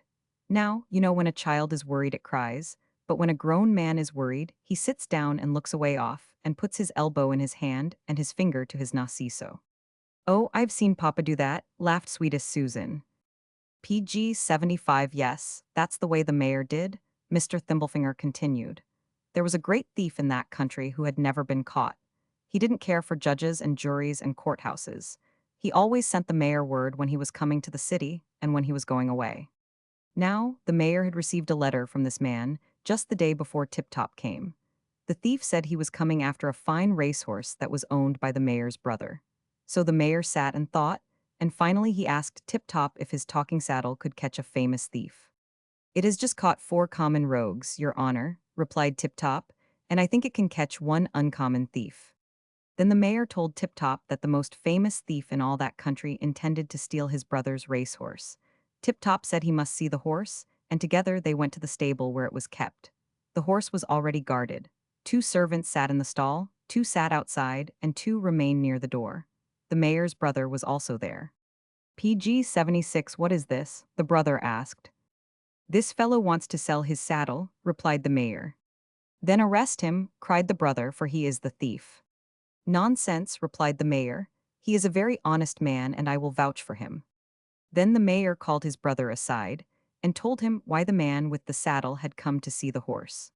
Tip-Top talked with the men who had been set to guard the horse, and he soon found that one of them was an accomplice of the thief.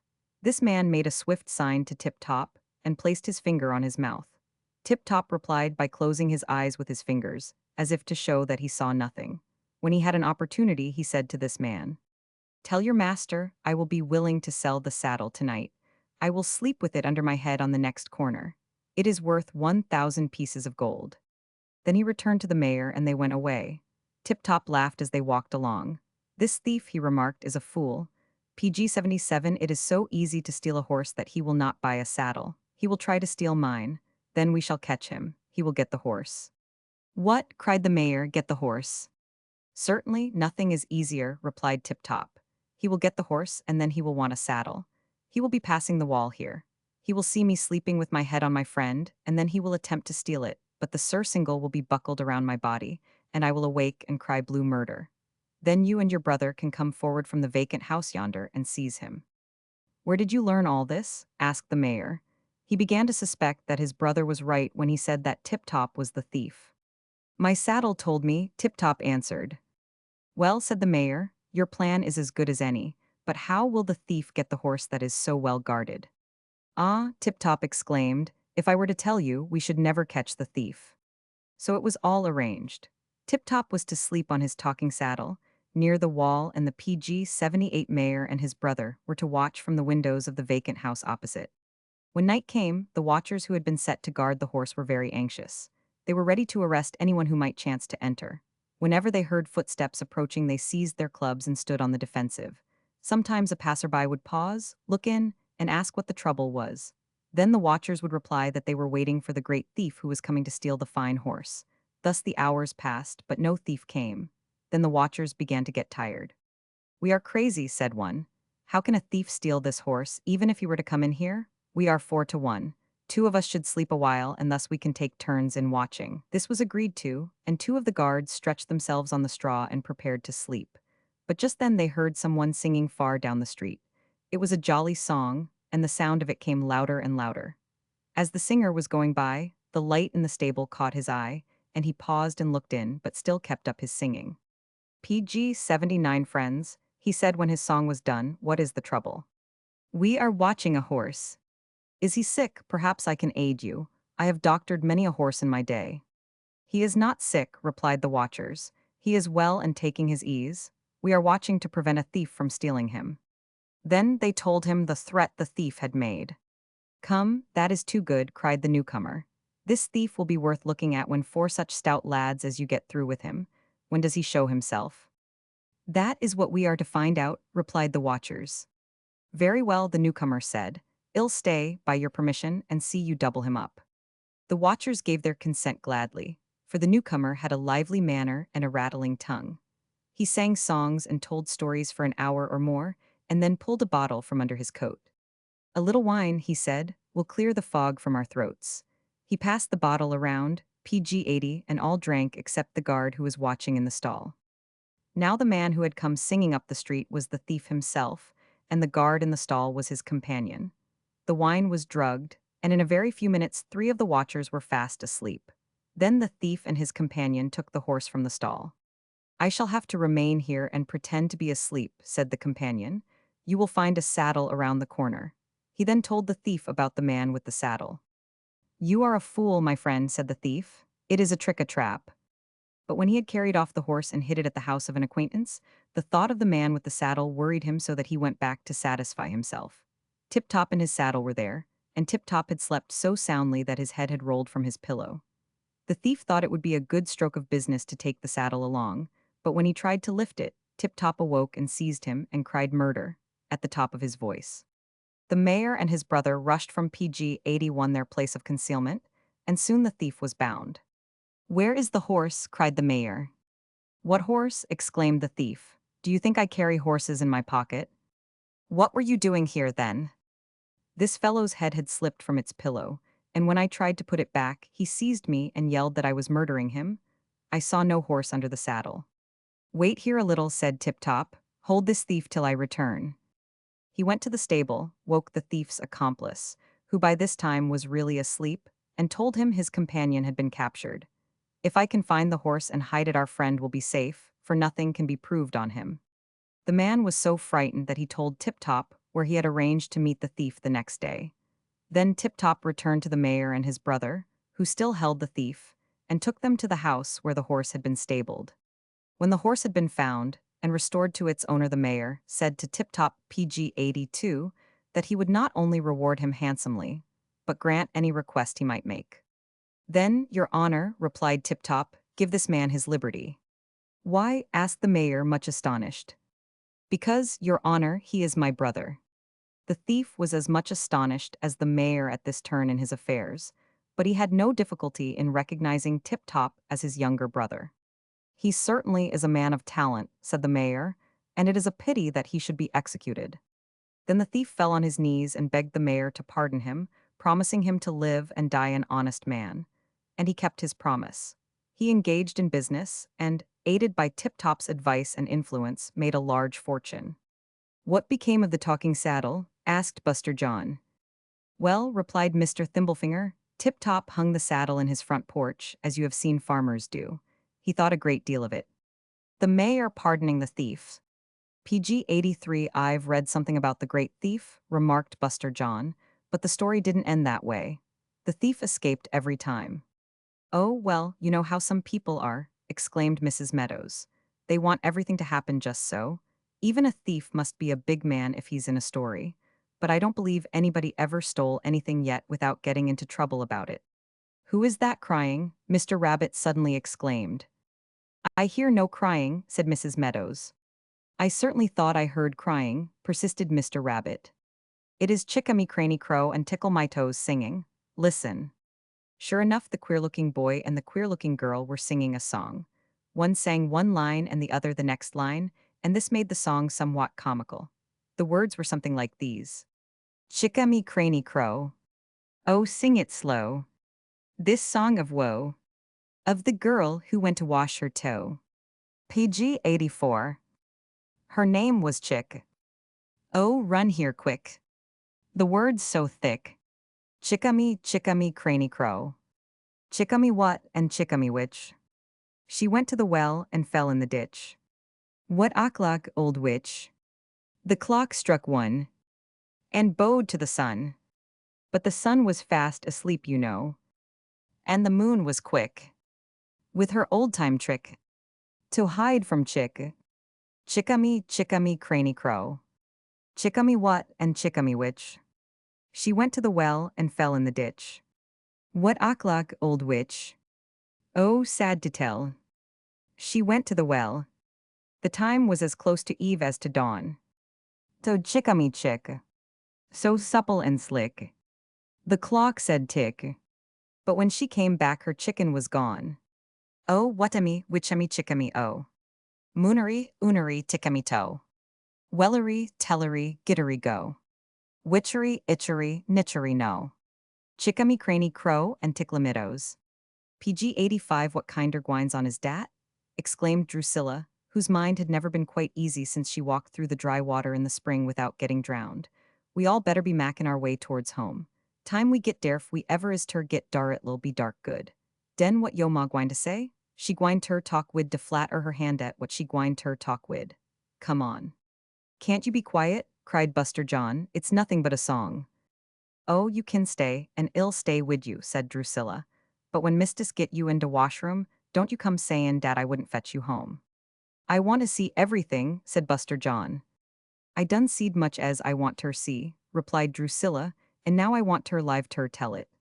Before Buster John could say anything more, everything suddenly grew a little darker, and in the middle of the skyward, what ought to have been the sky, but which was the enlarged bottom of the spring, there was a huge shadow. The children looked at it in silence. PG 86.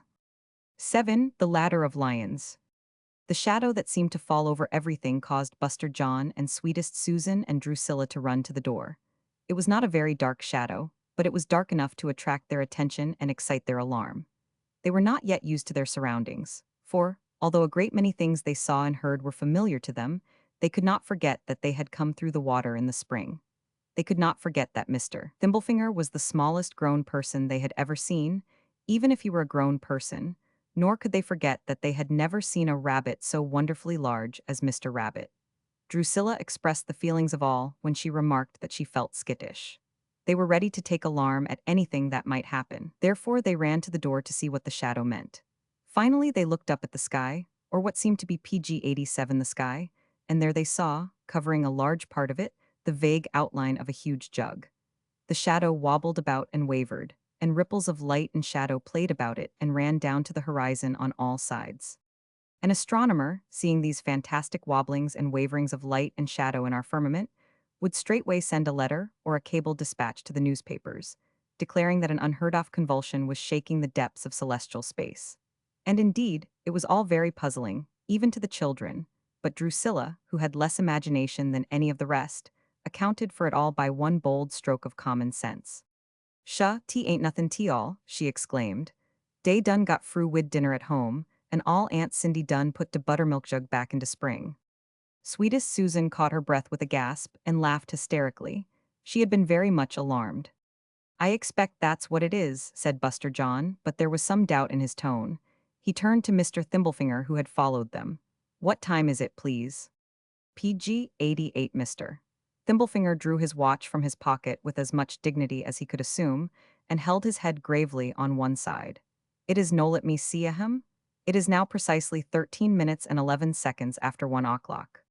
Is that the jug in the spring?" asked sweetest Susan, pointing to the huge black shadow that was now wobbling and wavering more slowly. Mr. Thimblefinger shaded his eyes with his hand and examined the shadow critically. "Yes, that is the jug. Light hurts my eyesight. Certainly, that is the jug." Presently a volume of white vapor shot out from the shadow. It was larger than the largest comet, and almost as brilliant. "What is that?" asked sweetest Susan. Mr. Thimblefinger felt almost as thoughtful as a sure enough man of science. "That," said he, "is an emanation and exhalation. You might say that we frequently witness in our atmosphere." "Eh, which?" asked Buster John. "Well," replied Mr. Thimblefinger, clearing his throat, "it's an emanation." "PG 89, huh?" cried Drusilla. "Tea ain't no kinder nation. It's des de milk leakin' out'n dat jug. I done tall Aunt Cindy 'bout dat leakin' jug." Mr. Rabbit and Mrs. Meadows had come out of the house in time to hear this, and they laughed heartily. In fact, they all laughed except Mr. Thimblefinger and Drusilla. "It happens every day," said Mrs. Meadows. "We never notice it. I suppose if it happened up there where you children live, everybody would make a great to-do? I am glad I don't live there where there's so much fussing and guessing going on." I know how it is. Something happens that doesn't happen every day, and then somebody'll guess one way and somebody another way, and the first thing you know, there's a great rumpus over nothing. I am truly glad I came away from there in time to get out of the worst of it. You children had better take a notion and stay here with us. Oh no, cried sweetest Susan. Mama and Papa would want to see us. That's so, said Mrs. Meadows. Well, I just came out here to tell you not to get too near the green moss swamp beyond the hill yonder. PG 90, there's an old spring lizard over there that might want to shake hands with you with his tail. Besides, it's not healthy around there. It is too damp. Oh, we are not going anywhere until we start home, sweetest Susan remarked. How large is the spring lizard? Inquired Buster John. He's a heap too big for you to manage, replied Mrs. Meadows. I don't know that he'd hurt you, but he's slept in the mud over there until he's so fat he can't wallow scarcely. He might roll over on you and hurt you some. Are there any lions over there? Inquired sweetest Susan.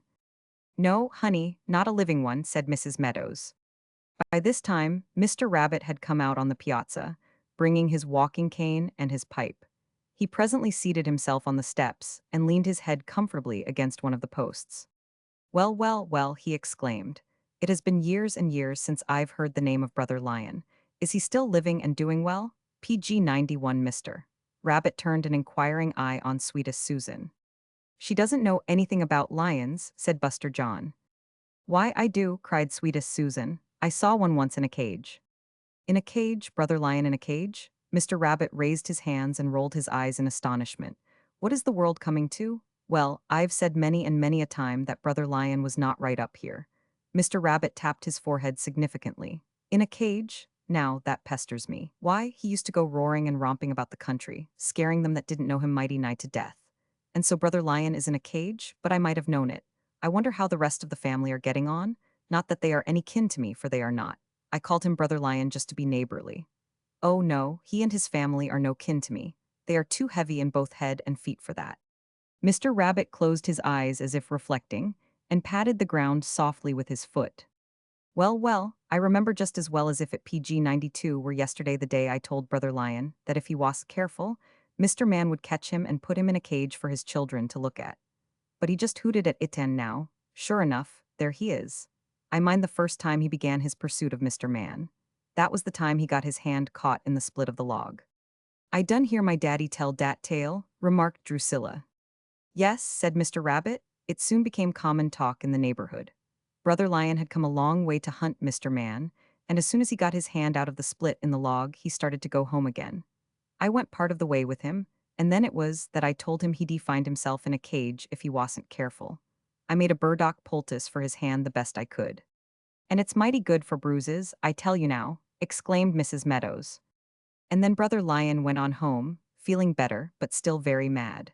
Crippled as he was a quick traveler, and it was not long before he came to his journey's end.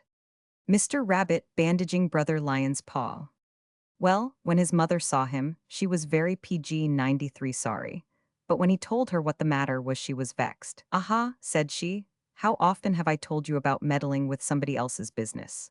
How often have I told you about sticking your nose into things that don't concern you? I'm not sorry for you one bit, because if you had obeyed me, you wouldn't be coming home now with your hand mashed all to flinders. But no, dada-like, you've got to go and get yourself into trouble with Mr. Man, and now you see what has come of it. I'm not feeling at all well myself, but now I've got to go to work and make a whole parcel of poultices, and tie your hand up and nurse you, and I declare somebody ought to be nursing me this very minute. That was what Brother Lion's mother said, continued Mr. Rabbit, but Brother Lion didn't say anything. He just lay on the sheepskin pallet she made him and studied how he would be revenged on Mr. Man. After a while his hand got well, but still he said very little about the matter. The more he thought about the way he had been treated, the madder he got. He gnashed his teeth together and waved his long PG 94 tail about until it looked like a snake. Finally, he sent word to all his Kinhai's uncles and his Casinsto, meet him somewhere in the woods, and hold a convention to consider how they should catch the great monster, Mr. Man, who had caused a log of wood to mash Brother Lion's hand. Well, it wasn't long before the uncles and cousins began to arrive. They came from far and near, and they seemed to be very ferocious. They shook their manes and showed their tushes. They went off in the woods and held their convention, and Brother Lion laid his complaint before them. He told them what kind of treatment he had received from Mr. Man and asked them if they would help to get his revenge. He made quite a speech, and when he sat down, his uncles and cousins were very much excited. They roared and howled. They said they were ready to tear Mr. Man limb from limb. They declared they were ready to go where he was and gnaw him and claw him on account of the scandalous way he had treated their bloodkin.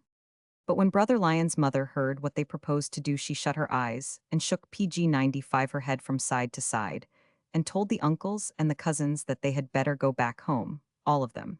She said that before they got through with Mr. Man, they'd wish they had never been born. But go they would, and go they 999. So they started out soon one morning and traveled night and day for nearly a week. They were getting very tired and hungry, and some of the younger blood cousins wanted to stop and rest, and some wanted to turn around and go back home. But one morning, while they were going through the woods, feeling a little shaky in head and limb, they suddenly came in sight of Mr. Man. He was cutting down trees and splitting them into timber. He had his coat off and seemed to be very busy. But he was not so busy that he didn't hear Mr. Lion and his uncles and blood cousins sneaking through the woods over the dry leaves, and he wasn't so busy that he couldn't see them moving about among the trees. He was very much astonished. He wondered where so many of the lion family came from, and what they were doing there, but he didn't stop to ask any PG-96 questions. He dropped his axe and climbed a tree. Brother Lion and his uncles and his blood cousins were very much pleased when they saw Mr. Man climb the tree. "We have him now," said Brother Lion, and the rest licked their jaws and smiled. Then they gathered around the tree and sat on their haunches and watched Mr. Man. This didn't do any good, for Mr. Man sat on a limb and swung his legs, just as contentedly as if he was sitting in his rocking chair at home. Then Brother Lion and his uncles and his blood cousins showed their teeth and growled. But this didn't do any good. Mr. Man swung his feet and whistled a dance-a-tune. Then Brother Lion and his blood cousins opened their mouths wide and roared as loud as they could. But this didn't do any good. Mr. Man leaned his head against the trunk of the tree and pretended to be nodding. This made Brother Lion and his bloodkin very mad. They ran around the tree and tore the bark with their claws and waved their tails back and forth. But this didn't do any good. PG-97 Mr. Man just sat up there and swung his feet and laughed at them. Brother Lion and his bloodkin soon found that if they intended to capture Mr. Man, they'd have to do something else besides caper around the foot of the tree. So they talked it over, and Brother Lion fixed up a plan. He said that he would stand at the foot of the tree and rear up against the trunk, and one of his blood cousins could climb on his back and rear up, and then another cousin or uncle could climb up, and so on until there was a ladder of bloodthirsty lions high enough to reach Mr. Man. Brother Lion, mind you, was to be at the bottom of the lion ladder, remarked Mr. Rabbit with a chuckle, and he had a very good reason for it. He had had dealings with Mr. Man, and he wanted to keep as far away from him as possible. But before they made the lion ladder, Brother Lion looked up at Mr. Man and called out, "What are you doing up there?" "You'll find out a great deal too soon for your comfort," replied Mr. Man. Brother Lion said, "Come down from there." PG-98 Mr. Man answered, "I'll come down much sooner than you want me to." Then Brother Lion, his uncles, and his blood cousins began to build their ladder. Brother Lion was the bottom round of this ladder, as you may say, continued Mr. Rabbit. He reared up and placed his hands against the tree, and one of his uncles jumped on his shoulders and put his hands against the tree, then a cousin, and then another uncle, and so on until the ladder reached a considerable distance up the tree. It was such a high ladder that it began to wobble, and the last uncle had hard work to make his way to the top. He climbed up very carefully and slowly, for he was not used to this sort of business. He was the oldest and the fiercest of the old company, but his knees shook under him as he climbed up and felt the ladder shaking and wobbling. Mr. Man saw that by the time this big lion got to the top of the ladder, his teeth and his claws would be too close for comfort, and so he called out in an angry tone, "The ladder of lions! Just hold on, just stand right still. Wait, I'm not after any of you except that fellow at PG-99 the bottom there. I'm not trying to catch any of you but him. He has bothered me before. I let him go once, but I'll not let him get away this time. Just stand right still and hold him there till I climb down the other side of the tree." With that, Mr. Man shook the limbs and leaves and dropped some pieces of bark. This was more than Brother Lion could stand. He was so frightened that he jumped from under the ladder, and his uncles and his blood cousins came tumbling to the ground, howling, growling, and fighting. They were as sorry-looking a sight as ever you saw when they came to their senses. Those that didn't have their bones broken by the fall were torn and mangled. They had acted so foolishly that out of the whole number, Mr. Man didn't get but 3 lion skins that could be called perfect. Brother Lion went home to his mother as fast as he could go and remained quiet a long time. And now you tell me he's in a cage. Mr. Rabbit paused and shook his head until his ears flopped. PG 100, the children seemed to enjoy the story very much. So much so, indeed, that Mrs. Meadows wanted Mr. Rabbit to tell some of his own queer experiences. But Mr. Rabbit laughed and said that it didn't seem exactly right to be telling his own stories. He said if he told the stories just as they happened, he'd have to talk about himself a good deal, and people would think he was boastful. He declared he didn't feel like making his young friends think he was bragging. "Oh, we shan't mind that," said sweetest Susan, "shall we, brother?" "Why, of course not," replied Buster John. "La, we all done hear folks brag, till we got hardened ter braggin'," exclaimed Drusilla.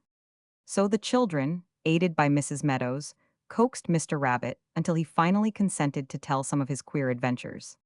PG 101. 8. Brother Terrapin's Fiddle String. Mr. Rabbit moved his body uneasily about, and scratched his head, and crossed and uncrossed his legs several times before he began. "I declare it isn't right," he exclaimed after a while. "I don't mind telling about other folks, but when it comes to talking about myself, it is a different thing." "Don't you remember the time you tried to get Brother Terrapin to give you a fiddle string?" asked Mrs. Meadows, laughing a little. "Oh, that was just a joke," replied Mr. Rabbit. "Call it a joke then," said Mrs. Meadows. "You know what the little boy said when the man asked him his name. He said, says he, 'You may call it anything, so you call me to dinner.'" "He wasn't very polite," remarked sweetest Susan. PG 102. "No, indeed," Mrs. Meadows answered. "But you know that little boys can't always remember to be polite." "I think we were at your house," suggested Mr. Rabbit, rubbing his chin. "Yes," replied Mrs. Meadows, "in the little house by the creek. The yard sloped from the front door right to the bank." "To be sure," exclaimed Mr. Rabbit, brightening up. "I remember the house just as well as if I had seen it yesterday. There was a little shelf on the left-hand side of the door as you came out, and there the water bucket sat." "Yes," said Mrs. Meadows, "and there was just room enough up there by the bucket for Brother Terrapin." "That's so," Mr. Rabbit replied, laughing. "And when he used to go to your house to see the girls, they'd set the bucket on the table in the house and lift Brother Terrapin to the shelf, so he could see and be seen. I remember it used to make him very mad when I'd tell him he would be a mighty man if he wasn't so flat-footed." "Oh, you used to talk worse than that," cried Mrs. Meadows, laughing heartily at the remembrance PG 103 of it. "You used to tell him he was the only man you ever saw that sat down when he stood up. I declare, Brother Terrapin's eyes used to get right red." "Well," said Mr. Rabbit, after a pause, "I remember I went to your house one day and I carried my fiddle. When I got there, who should I see but old Brother Terrapin sitting up on the shelf. I expected to find the girls by themselves, but there was Brother Terrapin. So I began to joke him. 'Howdy, Brother Terrapin,' says one. 'If you had a ladder handy, you could come downstairs and shake hands, couldn't you?' He began to get sullen and sulky at once. He wouldn't hardly make any reply, but I didn't care for that. Says I, 'Cross your legs and look comfortable, Brother Terrapin. Don't be glum in company. I've got my fiddle with me, and I'm going to make your bones ache if you don't dance.' Then I whirled in," said Mr. Rabbit, "and played the liveliest tunes I could think of: Billy in the Low Grounds, Possum up the Gum Stump, Chicken in the Bread Tray, and PG 104, all those hopperiscoppery, jiggeridinsery tunes that make your feet go whether or no." But their Brother Terrapin sat, looking as unconcerned as if the fiddle had been 10 miles away. He didn't even keep time to the music with his foot. More than that, he didn't even wag his head from side to side. "I always knew Brother Terrapin had no ear for music," remarked Mrs. Meadows. "If that was a fault, he certainly had more than his share of it." "I ought not to talk about people behind their backs," Mr. Rabbit continued, trying to shake a fly out of his ear, "but I must say that Brother Terrapin was very dull about some things. Well, I played and played, and the girls danced and seemed to enjoy it. I believe you danced around or to yourself?" Mr. Rabbit turned to Mrs. Meadows inquiringly. "I expect I shook my foot a little," said Mrs. Meadows with a sigh. "I was none too good." "They danced and danced until they were tired of dancing," Mr. Rabbit resumed, "but there sat Brother Terrapin as quiet as if he were asleep. Well, I was vexed, I don't mind saying, PG 105, so now I was certainly vexed. But I didn't let on. And between tunes I did my best to worry Brother Terrapin." Mr. Rabbit fiddling for Brother Terrapin. "Ladies," says I, "don't make so much fuss. Let Brother Terrapin get his nap out. Y'all turn a chair over directly, and Brother Terrapin will give a jump and fall off the shelf and break some of the furniture in his house. This made the girls laugh very much, for they remembered the old saying that Brother Terrapin carries his house on his back. Don't laugh so loud, says I. Brother Terrapin has earned his rest. He's been courting on the other side of the creek, and he has no carriage to ride in when he goes back and forth. SHH, says I, don't disturb him. When a person sits down when he stands up and lies down when he walks, some allowance must be made. Brother Terrapin's eyes grew redder and redder, and the skin on the back of his head began to work backward and forward. What might have happened I don't know, but just as the girls were in the middle of a dance, one of my fiddle strings broke, and it was the treble, too. I wouldn't have minded it if it had been any of PG 106 the other strings, but when the treble broke I had to stop playing. Well, the girls were very much disappointed, and so was I, for I had come for a frolic. I searched in my pockets, but I had no other string. I tried to play with 3 strings, but the tune wouldn't come. The girls were so sorry they didn't know what to do. Just then an idea struck me. Ladies, says I, it's 1,000 pities I didn't bring an extra treble, and I'm perfectly willing to go home and fetch one. But if Brother Terrapin was a little more accommodating, the music could go right on. You could be dancing again in a little or no time. Oh, is that so? Says the girls. Well, we know Brother Terrapin will oblige us. I'm not so sure of that, says one. What do you want me to do? Says he. His voice sounded as if he had the croup. Ladies, says I, you may believe it or not, but if Brother Terrapin has a mind to he can lend me a treble string that will just fit my fiddle. Brother Rabbit, says he, you know I have no fiddle string. What would I be doing with one? PG 107, don't mind him, ladies. He knows just as well as I do that he has a fiddle string in his neck. I can take my pocket knife and get it out in half a minute, says one. This made Brother Terrapin roll his eyes. Be ashamed of yourself, Brother Terrapin, says the girls. And we were having so much fun, too. If my neck was as long and as tough as Brother Terrapin's, I'd take one of the leaders out and make a fiddle string of it, just to oblige the ladies, says one. The girls turned up their noses and tossed their heads. Don't pester Brother Terrapin, says they. Well, not ask him any more. Ladies, says I, there is a way to get the fiddle string without asking for it. Will you please hand me a case knife out of the cupboard there? I rose from my chair with a sort of a frown, continued Mr. Rabbit, laughing heartily. But before I could lift my hand, Brother Terrapin rolled from the shelf and went tumbling down the slope to the creek, heels over head. Did it hurt him much? Asked sweetest Susan with a touch of sympathy. PG 108, it didn't stop his tongue, replied Mr. Rabbit. He crawled out on the other side of the creek and said very bad words. He even went so far as to call me out of my name. But it is all over with now, said Mr. Rabbit with a sigh. I bear no grudges. Let bygones be bygones. I never heard before that Brother Terrapin had a fiddle string in his neck, said Buster John, after he had thought the matter over a little. In dem times, said Drusilla, as if to satisfy her own mind, you couldn't tell what nobody had scasely. Why, as to that, replied Mr. Rabbit, the fiddle string in his neck was news to Brother Terrapin. There was a pause here, and the children seemed to be somewhat listless. I'll tell you what I think, remarked Mrs. Meadows to Mr. Rabbit. These children here are lonesome, and they'll be getting homesick long before the time comes for them to go. Oh, don't tell me, she cried when the children would have protested. I know how I'd feel if I was away from home in a strange country and had nobody but queer people to talk to. We are PG 109 too old. Even Chickamy Craney Crow and Tickle My Toes are too old, and Mr. Thimblefinger is too little. Brother Terrapin tumbling into the creek. Well, what are we going to do about it? Asked Mr. Rabbit, running his thumb in the bowl of his pipe. I was just thinking, responded Mrs. Meadows. Hadn't we better bring out the looking-glass family? Well, said Mr. Rabbit, I leave that to you. To hide the smile that gathered around his mouth, Mr. Rabbit leaned his head over and scratched his left ear lazily with his left foot. That's what I'll do, Mrs. Meadows declared decisively. These children want company they can appreciate, poor things. She went into the house and presently came out again, bringing a mirror about 3 feet wide and 5 feet high. PG 110.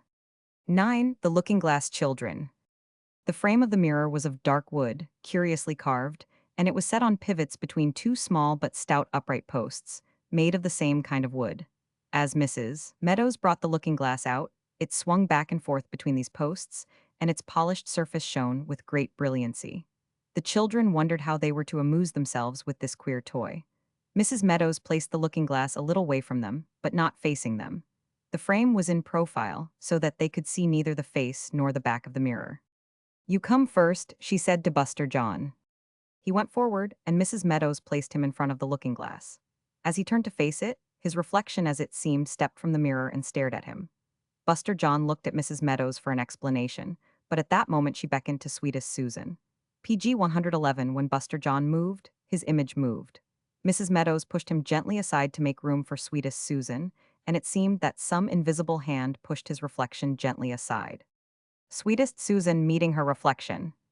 Sweetest Susan stepped before the looking-glass, and her reflection walked out to meet her. Drusilla now came forward, and her image stepped forth, looking somewhat scared and showing the whites of its eyes. Mrs. Meadows went to the looking-glass, gave it a sudden turn on its pivots, and carried it into the house. All this happened so rapidly that the children hardly had time to be surprised. But now that the looking-glass had been carried away, and they were left with their reflections, their shadows, their images, or whatever it was, they didn't know what to do, or say, or think. They could only look at each other in dumb astonishment.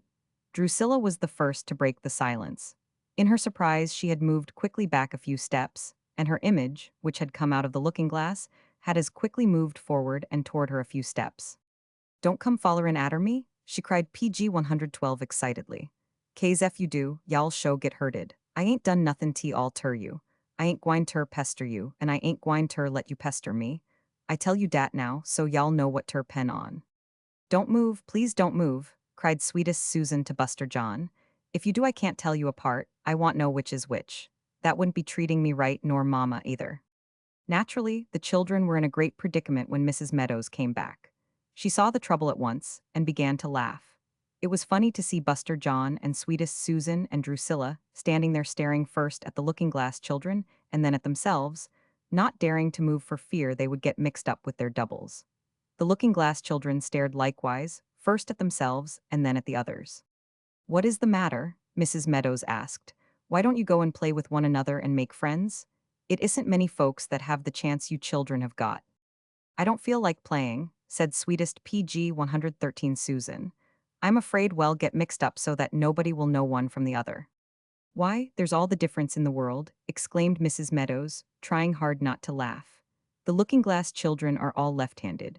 You have a flower on the left side of your hat, the other Susan has a flower on the right side of hers. Your brother there has buttons on the right side of his coat, the other John has buttons on the left side. There is a flaw in the looking-glass, and Drusilla, being a little taller than you two, was just tall enough for the end of her nose to be even with the flaw. That's the reason the other Drusilla's nose looks like it had been mashed with a hammer." "Yes, it do," exclaimed Drusilla. She involuntarily took a step forward to take a nearer view of the flawed nose, and of course the other Drusilla took a step forward as if to show the flawed nose. "Don't you dast her come 'bout me," exclaimed Drusilla. "Goodness knows I don't look dat away. Go on, now, go tend ter yo own business ef you got any." "I don't want to play with you," said the other PG 114 Drusilla. "You've got smut on your face. I don't like to play with dirty-faced girls."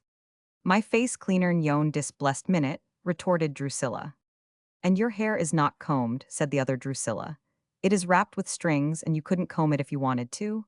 I think it is a shame." "Look at yo own head," retorted Drusilla angrily. "It's mo woolly dan what mine is. T ain't never been kyarded, much less combed. And who got any mo strings round dere hair den you got on yon?" "How could I help it?" the other Drusilla asked. "You came and looked at me in the glass, and I had to be just like you, smutty face and all. I don't think it is right. I know I never looked like this before, and I hope I never shall again." "Tut, tut," said Mrs. Meadows, "don't get to mooning around here. You might look better, but you don't look so bad. It will all come right on wash day, as the woman said when she put her dress on wrong side outwards. Here comes Chickamy Craney Crow and Tickle My Toes. They'll be glad to see you, no matter how you look." PG 115, and they were. They ran to the looking-glass children and greeted them warmly. Tickle My Toes stared at the other Drusilla in surprise, but he didn't laugh at her. "You look as if you had fallen down the chimney," he said, "but that doesn't make any difference. So long as you are here, we are satisfied." "Oh, I don't mind it," said the other Drusilla. "Now then," remarked Mrs. Meadows, "you couldn't please us better than to sing us a song. You haven't practiced together for a long time." The other children looked at one another in a shamefaced way, and then, without a word of objection or explanation, they began to sing as with one voice, the most plaintive song that ever was heard. It may be called The Looking Glass Song. It's oh and it's ah, it's alack and alas. Just imagine you lived in a big looking glass. Oh, what could you say and what could you do? If you lived all alone in the toe of a shoe. You could hop, you could skip, you could jump, you could dance. And you'd hear very little of shouldn'ts and shan'ts. You could stump your big toe, and it would never get hurt. You could kick up the sand, you could play in the dirt. PG 116.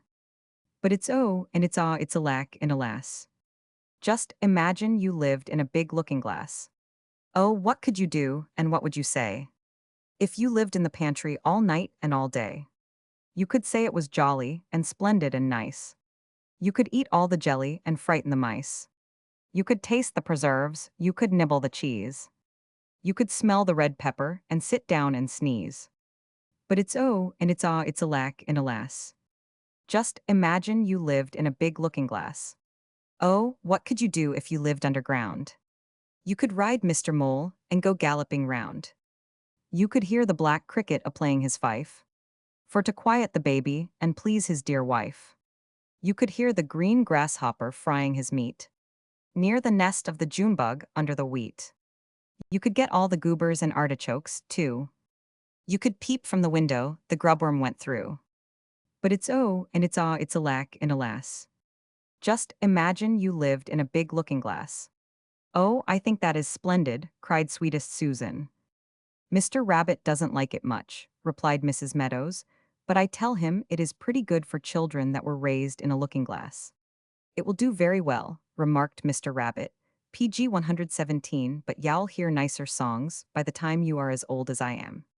Dem are white chillun done mighty well, said Drusilla, but I don't like de way dat ar nigger gal hilt her head. Do they have to stay in the looking glass? Asked Buster John. If they do, I am sorry for them. I ain't sorry for dat black gal, said Drusilla spitefully. She too ugly ter suit me. Whose fault is it but yours? Cried Chickamy Craney Crow. Yes, whose fault is it? Cried Tickle My Toes. Come, come, cries Mrs. Meadows, we want no trouble here. Well, not trouble her, answered Tickle My Toes. Old Rahidan Bloody Bones will do the troubling. Now you all heed dat, exclaimed Drusilla in some alarm. I ain't pesterin' nobody, and I ain't doin' nothin' to y'all. Ef I can't talk, I des as well quit livin'. I'm gwine home, I am, and ef I can't find a way, den ill no hall have ter answer fur it. Well, if you go, said Mrs. Meadows, y'all PG 118 have company. The other black girl will have to go too. How come dat? Exclaimed Drusilla. It would take me too long to tell you, replied Mrs. Meadows. Why does your shadow in a looking glass make every motion that you make? Because it's obliged ta, that's all. That's just the reason the other black girl would follow you. Don't mind Drusilla, said Buster John. She just talks to hear herself talk. Her mouth flies open before she knows it. Well, the poor things won't trouble you long, said Mrs. Meadows. They'll want to go back home presently. Do they have to stay in the looking glass? Inquired Buster John, repeating a question he had already asked. Well, they were born and raised there, replied Mrs. Meadows. It is their home, and, although they are glad to get out for a little while, they wouldn't be very happy if they had to stay out. They all plunged into the looking glass. The children and the looking glass children played together a little while, or made believe to PG 119 play, but they didn't seem to enjoy themselves. Mrs. Meadows noticed this and asked Mr. Rabbit the reason. Simple enough, Mr. Rabbit answered. They are so much alike in their looks and ways, and so different in their raising that they can't get on together. How would I feel if my double were to walk out of the side of the house and sit here facing me and mimicking my every motion? I wouldn't feel very comfortable, I can tell you. I reckon not, said Mrs. Meadows. Presently she called the children, brought out the looking glass, and told them it was time to bid the others good-by. At this the other children seemed to be very well pleased. The other Buster John and the other sweetest Susan shook hands all round, and the other Drusilla made a curtsy to the company. Then, with a run and a jump, they plunged into the big looking glass as you have seen youngsters plunge into a pond of water. Ho, cried Mr. Thimblefinger, they jumped in with a splash, but they never made a ripple. They haven't room enough in there to turn around, said sweetest Susan. PG 120, why not? Inquired Mr. Thimblefinger. To them the world is a looking glass, and a mighty little one at that. If you were to peep in their glass now, they'd peep back at you. But, as they look at it, you are in a looking glass and they are out of it. and I wouldn't be surprised if they are a great deal sorrier for you than you are for them. When are we to go home? Asked sweetest Susan plaintively. Oh ho, you want to get back into your looking-glass, cried Mr. Thimblefinger merrily. Well, you won't have long to wait. By rights, you ought to stay here 12 hours, but the old spring lizard and I have put our heads together, and we've fixed it so that you can get back before sundown. Isn't it night at home now? Inquired Buster John. Why, they are hardly through washing the dinner dishes, replied Mrs. Meadows. It is just 2:30, said Mr. Thimblefinger, looking at his watch. Well, it looks so dark all dis time dat, I done got hungry for supper, remarked Drusilla. PG 121. 10. Mr. Rabbit as a rainmaker. I hope it won't rain, said sweetest Susan, for then the spring would fill up so we couldn't get out, and we should get wet down here. Oh, no, replied Mr. Thimblefinger, the water is never wet down here. It is a little damp, that's all. Well, that's enough, I am sure, remarked Mr. Rabbit. It's enough to give me the wheezes when I first get up in the morning, and it's not at all comfortable, I can tell you. There is one funny thing about springs, said Mrs. Meadows.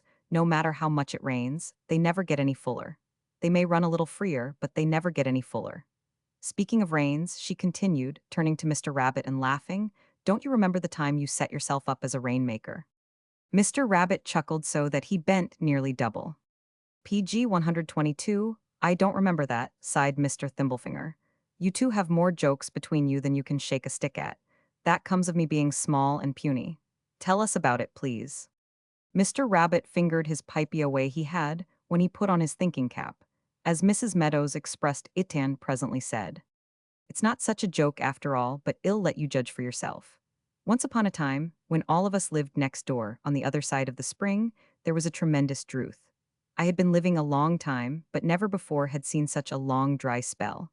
Everybody was farming except myself, and even I had planted a small garden. Well, there was a big rain about planting time, but after that came the drought and the hot weather with it. 1 month, 6 weeks, 2 months, 10 weeks in, still no sign of rain. The cotton was all shriveled up, and the corn looked as if it would catch a fire, it was so dry. Even the cowpeas turned yellow. Everything was parched. The creeks ran dry, and the rivers got so low the mills had to stop. I remember PG 123 that when Brother Bear tried to carry me across the ferry, his flatboat ran aground in the middle of the river, and the water was so low we found we could wade out. The drought got so bad that everybody was complaining everybody except me. Brother Wolf and Brother Bear would come and sit on my front porch and do nothing but complain, but I said nothing. I simply smoked my pipe and shook my head and said nothing. They noticed this after so long a time, and one day, while they were sitting there complaining and declaring that they were ruined, I went in to get a drink of water. I came back gently and heard them asking each other how it was that I didn't join in their complaints. When I came out, Brother Wolf says he, Brother Rabbit, how are your craps? I remember he said craps. Well, says I, my craps are middling good. They might be better, and they might be worse, but I have no cause to grumble. They looked at each other, and then Brother Bear asked if I had had any rain at my house. None, says I, to brag about a drizzle here and a drizzle there, but nothing to boast of. PG 124, they looked at each other in great surprise, and then Brother Wolf spoke up. Brother Rabbit, says he, how can you get a drizzle and the rest of us not a drop? Well, says I, some folks that know me call me the rainmaker. They may be right, they may be wrong. I am not going to squabble about it. You can call me what you please. I shall not dispute with you. Presently they went away, but it wasn't long before they came back, bringing with them all the neighbors for miles around. They gathered in the porch and in the yard and outside the gate, and begged me, if I was a rainmaker, to make it rain there and then to save their crops. They begged me, but I sat cross-legged and smoked my pipe, the same pipe you see here. Brother Fox, who had done me many a mean trick though he was always well paid for it, got on his knees and begged me to make it rain for them. Finally, I told them that I'd make it rain for the whole settlement on 2 conditions. The first condition was that everyone was to pay toll. Mr. Rabbit saying nothing. PG 125 toll is the pay the miller takes out at the mill, remarked Buster John. Yes, replied Mr. Rabbit, you take your turn of meal to the mill, and the miller takes his payment out of the meal. Well, I told them they'd have to pay toll. They agreed to that, and then asked what else they'd have to do, but I said we'd attend to one thing at a time. First let the toll be paid. They went off, and in due time they came back. Some brought corn and some brought meal, some brought wheat and some brought flour, some brought milk and some brought butter, Some brought honey in the clean, and some brought honey in the comb. Some brought one thing and some brought another, but they all brought something. Then they gathered around and asked what else they had to do. Well, says I, you certainly act as if you wanted rain, all of you, there's no disputing that. You have paid the toll according to agreement. You have surely earned the rain, and now there's nothing for me to do but to find out how much rain you want. PG 126. With that, they all began to talk at once, especially Brother Bear, who lived in the upland district, where the drought had been the worst, but I put an end to that at once. Hold on there, says I, just wait, don't get into any dispute around here. You are on my grounds and at my house. Let's have no squabbling. I'm not feeling so mighty well anyhow, and the least fuss will be enough to upset me. But the world is wide. Just go on yonder hill and fix up the whole matter to suit yourselves. Just come to some agreement as to how much rain you want, and as soon as you agree, send me word, and then go home and hoist your parasols, for there'll surely be a sprinkle. Well, Mr. Rabbit continued, this was such a sensible plan that they couldn't help but agree to it, and presently they all went to the hill and began to talk the matter over, while I went into the house. This was in the morning. Well, dinner time came, but still no word had come from the convention on the hill. I went out into the porch, flung my red handkerchief over my face to keep the flies off, and took my afternoon nap, but still PG 127 no word came from the hill. Then I fell to laughing, and laughed until I nearly choked myself. But what were you laughing at? Buster John inquired with a serious air. Mr. Rabbit paused, looked at the youngster solemnly, and said, well, I'll tell you. I didn't laugh because anybody had hurt my feelings. I just laughed at circumstances. I sat and waited until the afternoon was half gone, and then slipped up the hill to see what was to be seen and hear what was to be heard. Everything was very quiet up there. Those who had gone up there to decide what sort of rain they wanted were sitting around under the pine trees, looking very sour and saying nothing. The ground was torn up a little in spots, and I thought I could see scattered around little patches of hair and little pieces of hide. I judged from that the arguments they had used were very serious. I watched them from behind the bushes a little while, and then Brother Bear walked out into the open and declared that anyone who didn't want the rain to be a trash mover was anything but a nice fellow. At this, Brother Coon, who lived in the low PG 128 grounds, remarked that anybody who wanted anything more than a drizzle was not well raised at all. Then I soon found out what the trouble was. Brother Bear, living on the uplands, wanted a big rain. Brother Coon, who lived in the low grounds, wanted a little rain. Brother Fox wanted a tolerably heavy shower, and Brother Mink just wanted a cloudy night to coax the frogs out. Some wanted a freshet, some wanted a drizzle, and some wanted a fog. They wouldn't agree because they couldn't agree, continued Brother Rabbit, and finally they slunk off to their homes one at a time. So I didn't have to make any rain at all. But you couldn't have made it rain, said Sweetest Susan placidly. I didn't say I could, replied Mr. Rabbit. I told them I would make the rain if they would agree among themselves. But you took what they brought you, suggested Sweetest Susan in a tone that was intended for a rebuke. Brother Bear arguing the rain question. Well, Mr. Rabbit answered, you know what the old saying is, fools have to pay for PG 129 their folly. They might as well have paid me as to pay somebody else. That's the way I looked at it in those days.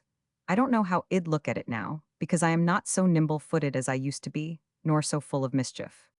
If there had been many more such fools in your neighborhood, remarked Mr. Thimblefinger, you could have set up a grocery store. There was a little pause, and then Mrs. Meadows, looking around, exclaimed, just look yonder, will you? Chickamy Craney Crow had 2 sticks, and with these she was playing on an imaginary fiddle. Tickle My Toes had the broom, and this, he pretended, was a banjo. The 2 queer-looking creatures wagged their heads from side to side and patted the ground with their feet, just as though they were making sure enough music, and presently Tickle My Toes sang this song to a very lively tune. Oh's lullimalu. Ill up and ill grin if you tickle my chin, and ill sneeze if you tickle my nose. Ill up and ill cry if you tickle my eye, but ill squeal if you tickle my toes. PG 130. Oh, grin with your chinnery in, and sneeze with your nosery O's, and cry with your wipery eye, but please don't tickle my toes. Ill grin and ill sneeze, ill cry and ill squeal, and scare you with ouches and O's. You may tickle my head, you may tickle my heel, but please don't tickle my toes. Oh, grin with your innery chin, and sneeze with your osery nose, and cry with your wipery eye, but please don't tickle my toes. Ill grin teehee, and ill cry boo-hoo.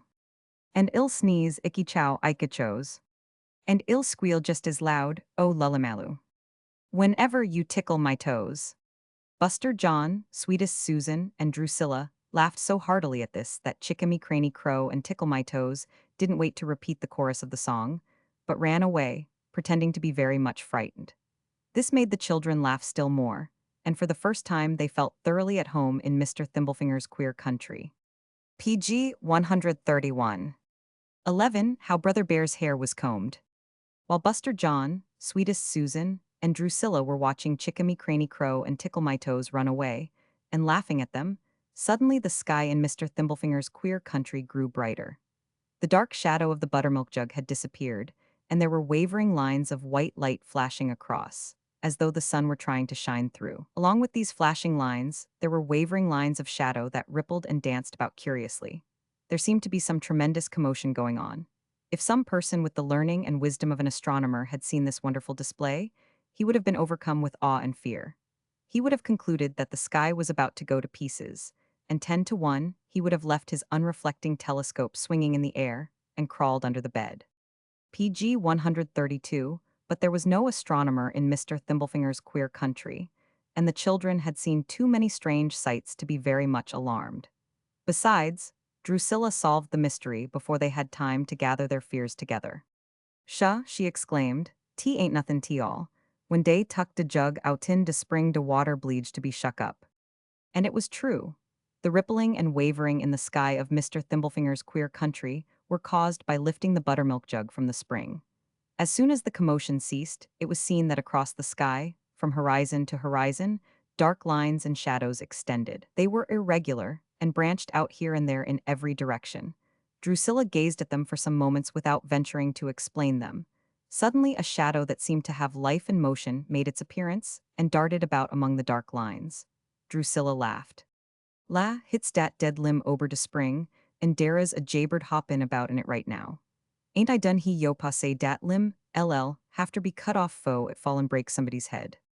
"Well, well, she ain't so bad off up here as PG 133 I thought she was," said Mr. Thimblefinger, tapping his forehead significantly. "Ain't I done tell you dat days mo in my head, dan what you kin comb out?" exclaimed Drusilla indignantly. "Speaking of combing and things of that sort," remarked Mr. Rabbit, turning to Mrs. Meadows, "did I ever tell you how Brother Bear learned to comb his hair?" Mrs. Meadows reflected a moment, or pretended to reflect. "Now, I'm not right certain about that. Maybe you have and maybe you haven't, I don't remember. How did you teach Brother Bear to keep his hair roached and parted?" "Mostly when I used to know him, he went about looking mighty ragged and shabby." Mr. Rabbit chuckled for several moments and then said, "Well, in my courting days, I used to go around fixed up in style. Many and many a time I've heard the girls whisper to one another and say, 'Oh my, ain't Mr. Rabbit looking spruce today?' There was one season in particular that I was careful to primp up and look sassy. I put bergamot oil on my hair and kept it brushed so slick that a PG 134 fly would slip up and cripple himself if he lit on it. It so happened that my road took me by Brother Bear's house every day right by the front gate. Sometimes Mrs. Bear would be hanging out clothes on the fence, sometimes she would be sweeping off the front porch, and sometimes she would be working in the garden. But no matter what she was doing, I'd cough and catch her eye, and then I'd bow just as polite as you please." "What were you doing all that for?" asked Buster John. "Well, I'll tell you," Mr. Rabbit replied. "I had a grudge against Brother Bear, and I wanted to work a little scheme. Along at first, I just went on by the back of Brother Bear's house, and around through the woods home, but in a few days I'd pass by the house and then get over the fence and creep back to hear what Mrs. Bear had to say. One morning I heard her talking. She was out in the yard fixing to do her week's washing while Brother Bear was in the house dozing. I could hear what Mrs. Bear said, but I was too far off to hear what answer Brother Bear made. "Mrs. Bear hanging out clothes." PG 135 Mrs. Bear says she, "Honey, you ain't asleep, are you? Brother Rabbit has just gone along by the gate dressed to kill." A grumbling sound came from the house. "Mrs. Bear says she, I wonder where he goes every day with his hair combed so slick." Grumble in the house. "You'd better wish you looked half as nice," says Mrs. Bear. Grumble in the house. "Well, I don't care if he is a grand rascal, he looks nice and clean, and that's more than anybody can say about you," says Mrs. Bear. Growl in the house. "Mrs. Bear says she, oh, you can rip and rear, but Brother Rabbit goes about with his head combed, and he looks lots better that way than them that go about with rat nests in their hair lots better." Here Brother Rabbit chuckled again. I thought to myself, thinks I, that I'd better be getting on toward home, and so I crept back up the fence and went on my way. The next day as I was going along the road, who should I meet but old Brother Bear himself. Well, here's a row, thinks I, but it didn't turn out so. Brother Bear was just as polite to me as I had been to his old woman. PG 136, we passed the time of day and talked about the crops a little while, but I could see that Brother Bear had something serious on his mind. Finally, he shuffled around and sat down on a stump beside the roadside. "Brother Rabbit," he says he, "how in the world do you manage to keep your hair so slick and smooth all the time? My old woman sees you passing by every day, and she's been worrying the life out of me because I don't keep my hair combed that way. So I said to myself, I'd ask you the very next time I met you." Brother Bear was looking pretty rough and tough, and so I says I, "You look as if she had been tousling you about it." He hung his head at this and shuffled around and changed his seat. Says he, "No, it's not so bad as all that, but I want to ask you plump and plain, if it's a fair question, how you comb your hair so it will stay nice." I looked at him and shook my head. Says I, "Brother Bear, I don't comb my hair." He was so much surprised that he opened his mouth, and his tongue hung out on one side, a big, red tongue that had known the taste of innocent blood. PG 137, that's the truth, exclaimed Mrs. Meadows. Sweetest Susan shuddered. Says he, "Brother Rabbit, if you don't comb your hair, how in the wide world do you keep it so smooth?" Says I, "Easy enough. Every morning my old woman takes the axe and chops my head off." "Oh," cried Sweetest Susan. "Takes the axe and chops off my head?" Mr. Rabbit continued, as solemn as a judge, "and carries it out in the yard, where she can have light to see and room to work. And then she combs it until every kink comes straight and every hair is in its place. Then she brings my head back, puts it where it belongs, and there it is all combed." Brother Bear seemed to be very much astonished. Says he, "Doesn't it hurt, Brother Rabbit?" Says I, "Hurt who? I'm no chicken." Says he, "Doesn't it bleed?" Says I, "No more than enough to make my appetite good." Mr. Rabbit paused and looked up at the ripples of light and shade that were chasing each PG 138 other across the sky in Mr. Thimblefinger's queer country. Then he looked at the children. The upshot of it was, he continued, that Brother Bear went home and told Mrs. Bear how I had my head combed every day. Woman-like, she wanted to try it at once. So Brother Bear laid his head on a log of wood, and Mrs. Bear got the axe and raised it high in the air. Brother Bear had just time to squall out, "Cut it off easy, old woman," when the axe fell on his neck, and there he was. "Oh, did it kill him?" cried Sweetest Susan. "That's what the neighbors said," replied Mr. Rabbit placidly. Sweetest Susan didn't seem to be at all pleased. Seeing this, Mrs. Meadows exclaimed, "To think of the poor little pig's brother, Bear killed and ate." "Yes," said Mr. Rabbit, "and the lambs." "Worse than that," cried Mr. Thimblefinger. "Think of the little children he devoured, think of it." "I am glad he had his head cut off," said Buster John heartily. "Me too, honey," assented Drusilla. PG 139. 12. A singing match. After telling how Brother Bear learned to comb his hair, Mr. Rabbit closed his eyes and seemed to be about to fall into a doze, as old people have been known to do. During the pause that followed, Sweetest Susan saw what appeared to be a bird of peculiar shape sailing around in the sky of Mr. Thimblefinger's queer country. It was long of body and seemed to have no wings, and yet it sailed about overhead as majestically and easily as an eagle could have done. "What sort of a bird is it?" inquired Sweetest Susan, pointing out the object to Mrs. Meadows. "Now, really, I don't know," was the reply. "They are so high in the sky, and I've seen them so often that I've never bothered my head about them." Mr. Thimblefinger climbed on the back of a chair, so as to get a better view of the curious bird, but he shook his head and climbed nimbly PG 140 down again. The queer bird was too much for Mr. Thimblefinger. Mr. Rabbit opened his eyes lazily and looked at it. "If I am not much mistaken," he started to say, but Drusilla broke in without any ceremony. "Tea ain't nothin' tea all, but one dem are meller bugs what swims round into spring." "Why, I expect it is a mellow bug," said Mrs. Meadows, laughing. "I used to catch them when I was a girl and put them in my handkerchief. They smell just like a ripe apple." "I thought it was a buzzard," said Buster John. "No," remarked Mr. Rabbit. "I used to be well acquainted with Brother Buzzard, and when he's in the air, he's longer from side to side than he is from end to end. I don't know when I've thought of Brother Buzzard before. I never liked him much, but I used to see him sailing around on sunshiny days or sitting in the top of a dead pine drying his wings after a heavy rain. He cut a very funny figure sitting up there, with his wings spread out and drooping like a sick chicken. Little Mr. Thimblefinger. PG 141. I remember the time, too, when he had a singing match with Brother Crow, and I nearly laughed myself to death over it. Oh, tell us about it, cried Buster John. There's nothing in it when it is told, replied Mr. Rabbit. There are some things that are funny when you see them, but not funny at all when you come to tell about them. We don't mind that, said sweetest Susan. I don't know exactly how it came about, resumed Mr. Rabbit, after a pause, but as near as I can remember, Brother Buzzard and Brother Crow met with each other early one morning in a big pine tree. They howdied, but there was a sort of coolness between them, on account of the fact that Brother Buzzard had been going about the neighborhood, making his brags and his boasts that he could outfly Brother Crow. They hadn't been up in the tree very long before they began to dispute. Brother Buzzard was not a very loud talker in those days, whatever he may be now, but Brother Crow could squall louder than a woman who has been married 22 years. And so there they had it, quarreling and disputing and disturbing the peace. PG 142, what were they quarreling about? Buster John inquired. Well, replied Mr. Rabbit, you know the road that leads to Bragg is the shortest route to Bluster. Brother Buzzard and Brother Crow were quarreling because they had been bragging, and a little more and they'd have had a regular pitched battle then and there. Maybe you can outfly me, Brother Buzzard, says Mr. Crow, but ill be bound you can't outsing me. I have never tried, says Brother Buzzard, says he. Well, suppose you try it now, says Brother Crow.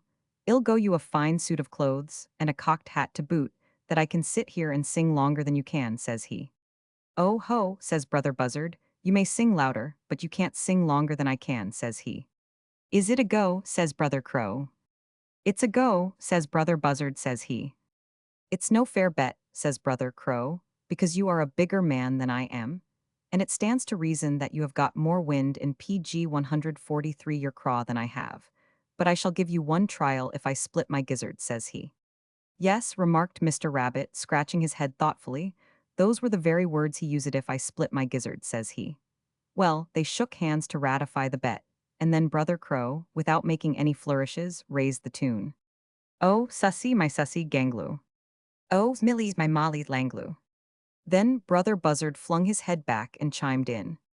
Oh, sussy, my sussy ganglu. Oh, Millie's my Molly Langlu. And such another racket as they made I never heard before, and have never heard since. Why, what kind of a song was it? Inquired sweetest Susan. I am sure I never heard such a song. Well, replied Mr. Rabbit, you are young and I am old, but you know just as much about that song as I do, and maybe more than I do, for you haven't been pestered with it as long as I have. It is a worse riddle to me than it was the day I heard it. PG 144, what did they do then? Asked Buster John. Well, Mr. Rabbit replied, they sat there and sang just as I told you. Brother Buzzard would stop to catch his breath and then break out. Oh, sussy, my sussy ganglu. Oh, Millie's my Molly Langlu. And then Brother Crow would squall out. Oh, sussy, my sussy ganglu. Oh, Millie's my Molly Langlu. They sang on until they began to get hungry, and as Brother Buzzard seemed to be the biggest and fattest of the two, everybody thought he would hold out the longest. But Brother Crow was plucky, and he sang right along in spite of the emptiness in his craw. He didn't squall as loud as he did at first, but every time Brother Buzzard sang, Brother Crow would sing, too. By and by, they both began to get very weak. At last, as luck would have it, Brother Crow saw his wife flying over, and he sang out as loud as he could. The singing match. Oh, sussy, go tell my children me PG 145 sussy to bring my dinner ganglu, and tell Themo, Millie, my Molly, to bring it quickly langlu. It wasn't very long after that before all Brother Crow's family connections came flying to help him, and as soon as they found out how matters stood they brought him more victuals than he knew what to do with. Brother Buzzard held out as long as he could, but he was obliged to give up, and since that time, there has been mighty little singing in the Buzzard family. But that isn't all, remarked Mr. Rabbit, as solemnly as if he were pointing a moral. Since that time Brother Crow, who was dressed in white, has been wearing the black suit that he won from Brother Buzzard. Speaking of singing birds, said Mr. Thimblefinger, turning to Mrs. Meadows. What is that song I used to hear you humming about a little bird? Oh, it's just a nonsense song, replied Mrs. Meadows. It has no beginning and no ending. But the children said they wanted to hear it anyhow, and so Mrs. Meadows sang about PG 146. The Little Bird. There was once a little bird so full of song that he sang in the rose bush the whole night long. And oh, said the red bird to the jay, don't you wish you could sit and sing that way? Mercy, no, said the jay, for he sings too late. I sing well enough for to please my mate. There was once a little bird so full of song that he sang in the rose bush the whole night long. Then oh, said the red bird to the crow, don't you wish you could sit and sing just so? Do hush, said the crow, or ill start for to weep. Because he's a loasing of his sleep. There was once a little bird so full of song that he sang in the rose bush the whole night long. And oh, said the red bird to the wren, don't you wish you could sing so now and then? Not me, said the wren as she shook her head. I think his mamma ought to put him to bed. But the singing bird was so full of glee that he sang all night in the rosebush tree. PG 147. 13. The Strawberry Girl. Isn't it almost time for us to start home? Said sweetest Susan, turning to Mr. Thimblefinger. Why, you've got all the afternoon before you, replied Mr. Thimblefinger. Besides, it will be downhill all the way. I was just going to tell you a story, but if you really want to go ill, put off the telling of it until some of your grandchildren tumble in the spring when the wet water has run out and the dry water has taken its place. Tell the story, please, said Buster John. It's about a girl, remarked Mr. Thimblefinger. She was called the Strawberry Girl. My mother knew the girl well, and I've heard her tell the story many a time, but if you want to go home. Oh, please tell the story, cried sweetest Susan. PG 148. Well, said Mr. Thimblefinger, once there was an old woman who lived in the woods. She lived all alone, and people said she was a witch. She was so old that the skin on her forehead had deep wrinkles in it, and these wrinkles caused everybody to think that the old woman was frowning all the time. People called her Granny Grimeye. Whenever Granny Grimeye got hungry, she went to a strawberry patch in the field near where she lived and gathered a basket of strawberries. One day when she went after strawberries, she found a beautiful little girl asleep in the patch. Hittitity, said Granny Grimeye, what are you doing here? Where did you come from and where are you going? The little girl awoke and stared at Granny Grimeye. She was tied to a blackberry bush by a silver chain so fine that the links of it could hardly be seen with the naked eye. Who are you? Asked Granny Grimeye. Nothing nor nobody, replied the little girl, and that was all the answer Granny Grimeye could get from the child. Granny Grimeye finds a beautiful little girl asleep. PG 149. Well, said Granny Grimeye, this is my strawberry patch, and everything I find in it belongs to me. I'll take you home and see what I can make out of you. So she took the girl home and cared for her, giving her the name of the Strawberry Girl. In the course of time, the Strawberry Girl grew to be the most beautiful young woman in the country, but her mind was not bright. In fact, I have heard my mother say that the Strawberry Girl was as stupid and as silly as she could be, but she was so beautiful that people were inclined to forgive her for being stupid. Granny Grimeye used to send her with strawberries to sell to the rich man who owned nearly all the land in that part of the country. Now, this rich man fell in love with the Strawberry Girl, but when he found that she was both stupid and silly, he gave up all thought of marrying her. He was very fond of her, nevertheless, and bought all the berries she had for sale. But when she began to talk, he would turn away with a sigh, for everything she said was stupid. It so happened one day that Granny Grimeye was too sick to pick the strawberries PG 150 herself, as she always had done, and she was afraid to trust the Strawberry Girl to pick them. But the rich man sent word that he was to have a company of friends to dinner, and he must have some strawberries. There was nothing for Granny Grimeye to do but to send the Strawberry Girl to the patch. Granny Grimeye called her up and cautioned her not to pick anything but good, ripe strawberries, and then sent her off to the patch. But on the way, the Strawberry Girl saw some red berries growing on bushes, and these she picked and put in the basket until it was full. These are just as red as ripe strawberries, she said, and they will do just as well. Besides, they are a great deal easier to pick. The way to the rich man's house led through a very thick wood, and while the Strawberry Girl was going through this wood, a little old man stepped from a hollow tree and stood in the path before her. Aha, says he, I find you alone at last. Where are you going and what have you got? The little old man discovers the strawberry girl. I am carrying some strawberries to your PG 151 master, says the strawberry girl, who imagined that the rich man was everybody's master. My master, cries the little old man, my master. But if he were my master and I wanted to get rid of him, it'd not get in your path, for every berry in your basket is rank poison. Well, anyhow, they are red, says the stupid strawberry girl. So they are, says the little old man. But if you want to kill your master, carry them to him. Oh, I don't want to kill him, says the strawberry girl. He pays too well. Once you belonged to me, says the little old man. I tied you to a blackberry bush with a fine silver chain and left you there until I could attend to some business in the city. When I came back, you were gone. I hunted for you high and low only to hear that you had been found by Granny Grimeye. What is the result? You have grown up beautiful and stupid. After all these years, you don't know a strawberry from a dragon's apple. If you had remained with me, you would have grown to be the most beautiful as well as the wittiest woman in the world. You would have known everything that is hidden in PG 152 nature everything that has been stored between the lids of all the books. It is a great pity. Yes, says the stupid strawberry girl, I expect it is, but what must I do with these berries? I haven't time to pick more. Well, says the little old man, I'll make a bargain with you.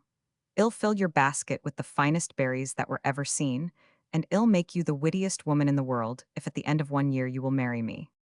The stupid strawberry girl gave her promise, and then the little old man touched her on the forehead with his left thumb, pointed at a bright star with his right forefinger, and then went back to his hollow tree, warning the girl not to forget her promise.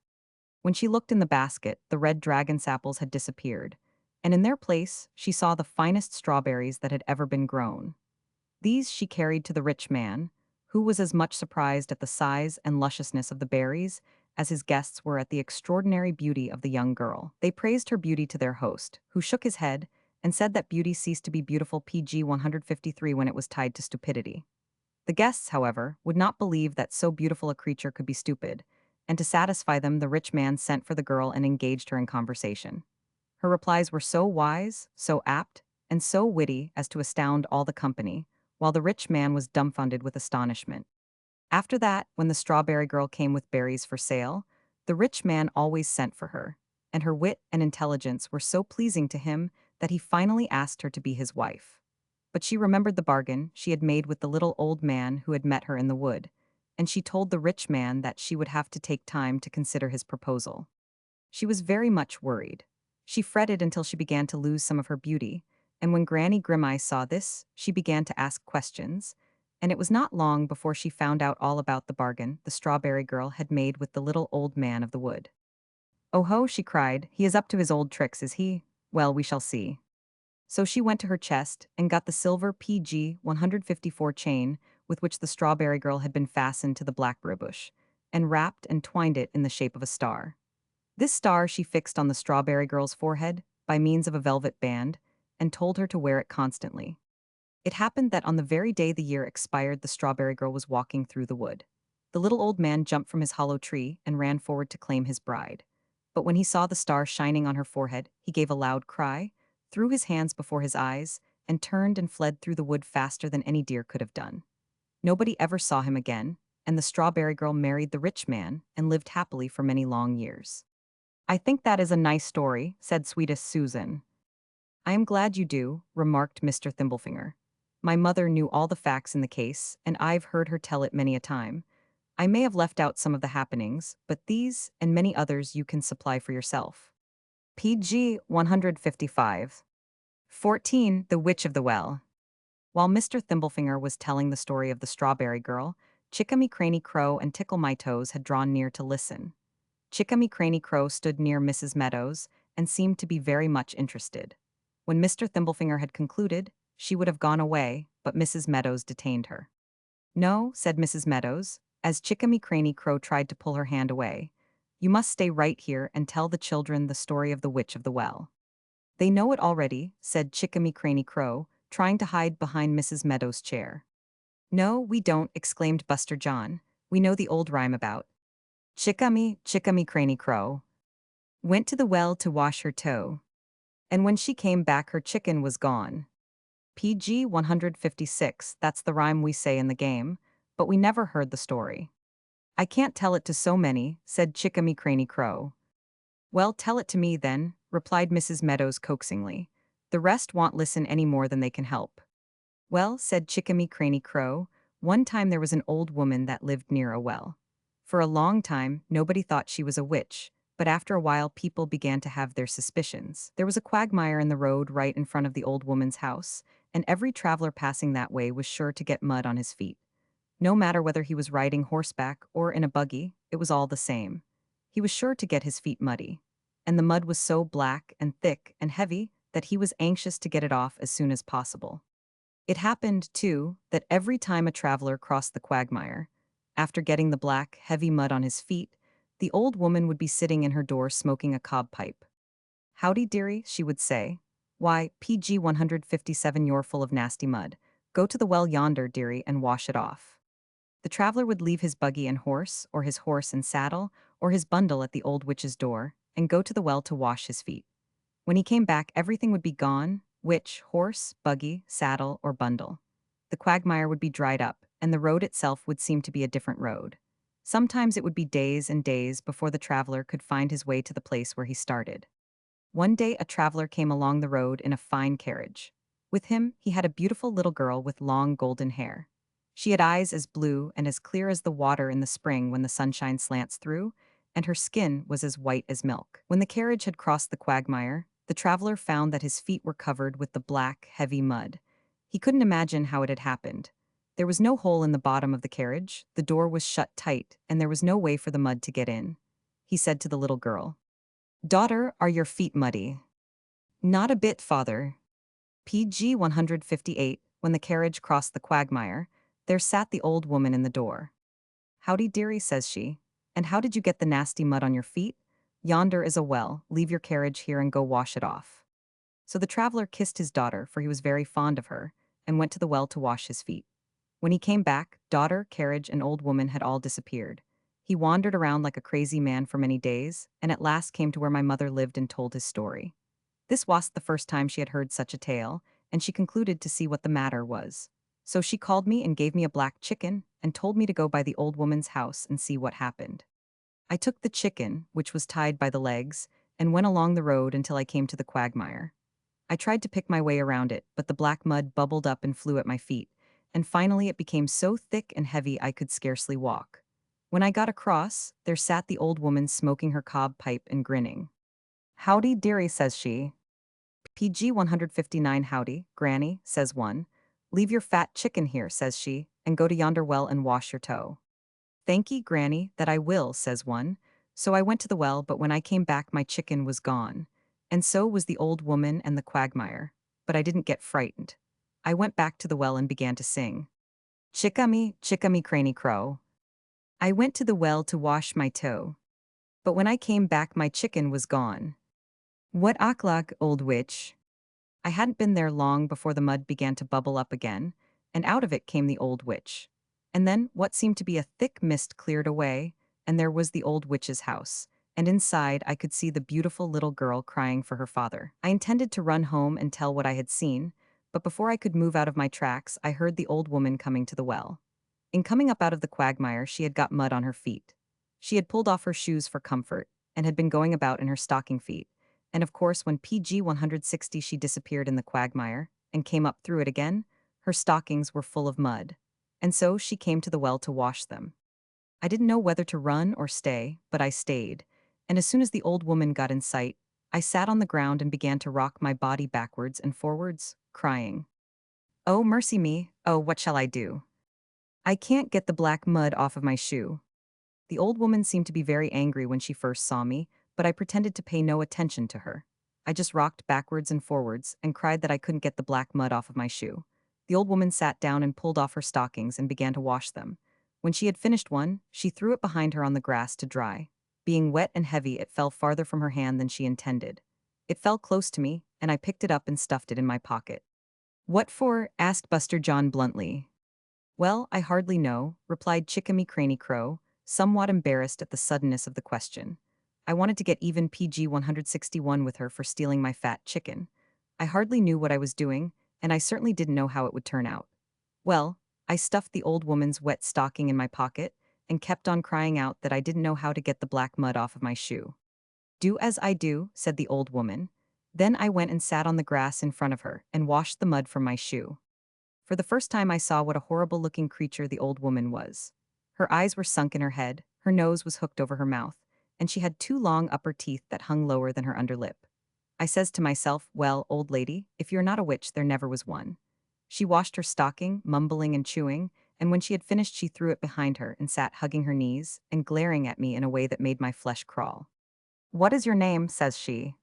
"Chickamy Cranny Crow," says one. "What are you doing here?" says she. Says I went to the well to wash my toe, but when I came back my chicken was gone. PG 162. Then the old woman began to laugh like a cackling hen, and she laughed so loud and laughed so long that it scared me. I got up and pretended to be going home, but when I had gone a little way I hid behind a big tree and watched the old woman's antics. She kept on laughing for some time, and then she reached out for her stockings. She found the only one she had left and put it on. Then she reached around for the other but failed to find it because I had it in my pocket. This seemed to puzzle her. She stood up and looked all around for her missing stocking, but it wasn't there. Then she sat down again, pulled off the stocking she had on, and put it on the other foot. But she still lacked a stocking. This seemed to puzzle the old witch worse than ever.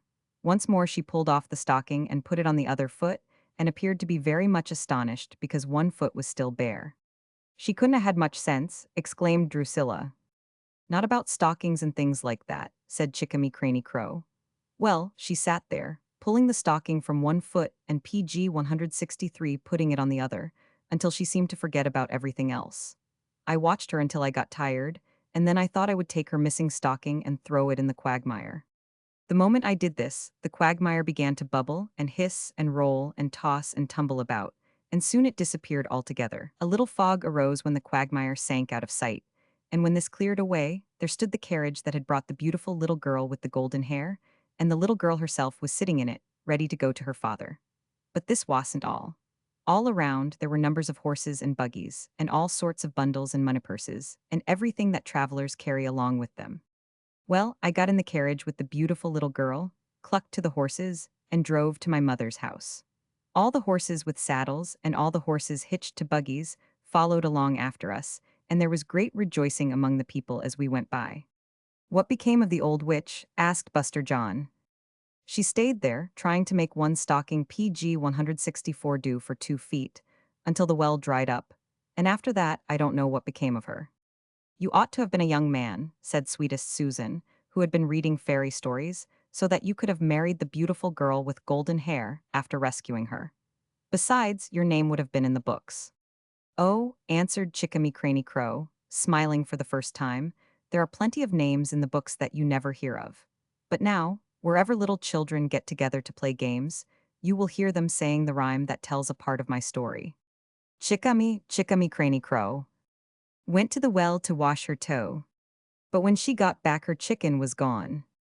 The golden-haired, beautiful little girl. PG 165. 15. The Bewitched Huntsman. "There used to be a great many more witches than there are now," remarked Mr. Thimblefinger. "I reckon it's because folks have more business of their own to attend to, or it may be a change in the climate. I hear old people say that the winters are colder now than they used to be, and the summers hotter. Maybe that has something to do with it. Anyhow, something has happened to thin the witches out." "Yes," said Mr. Rabbit.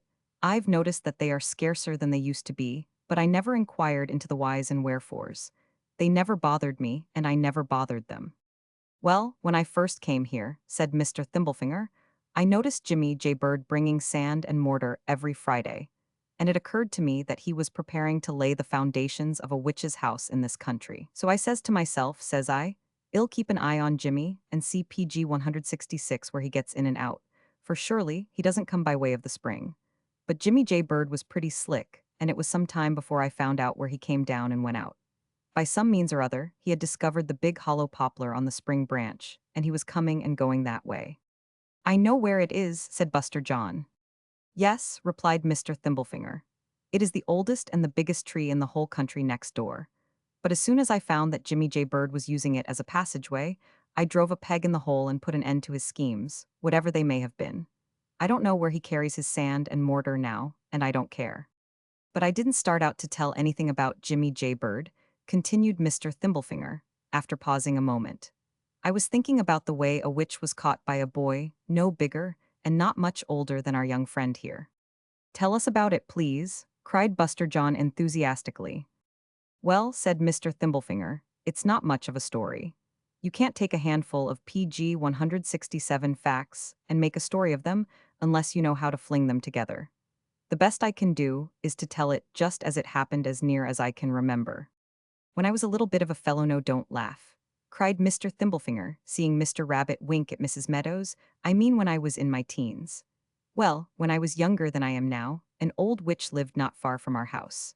Her eyes were red around the rims, and her eyeballs looked as if they had been boiled. Everybody called her Peggy Pigeye, and she answered to that name about as well as she did to any other.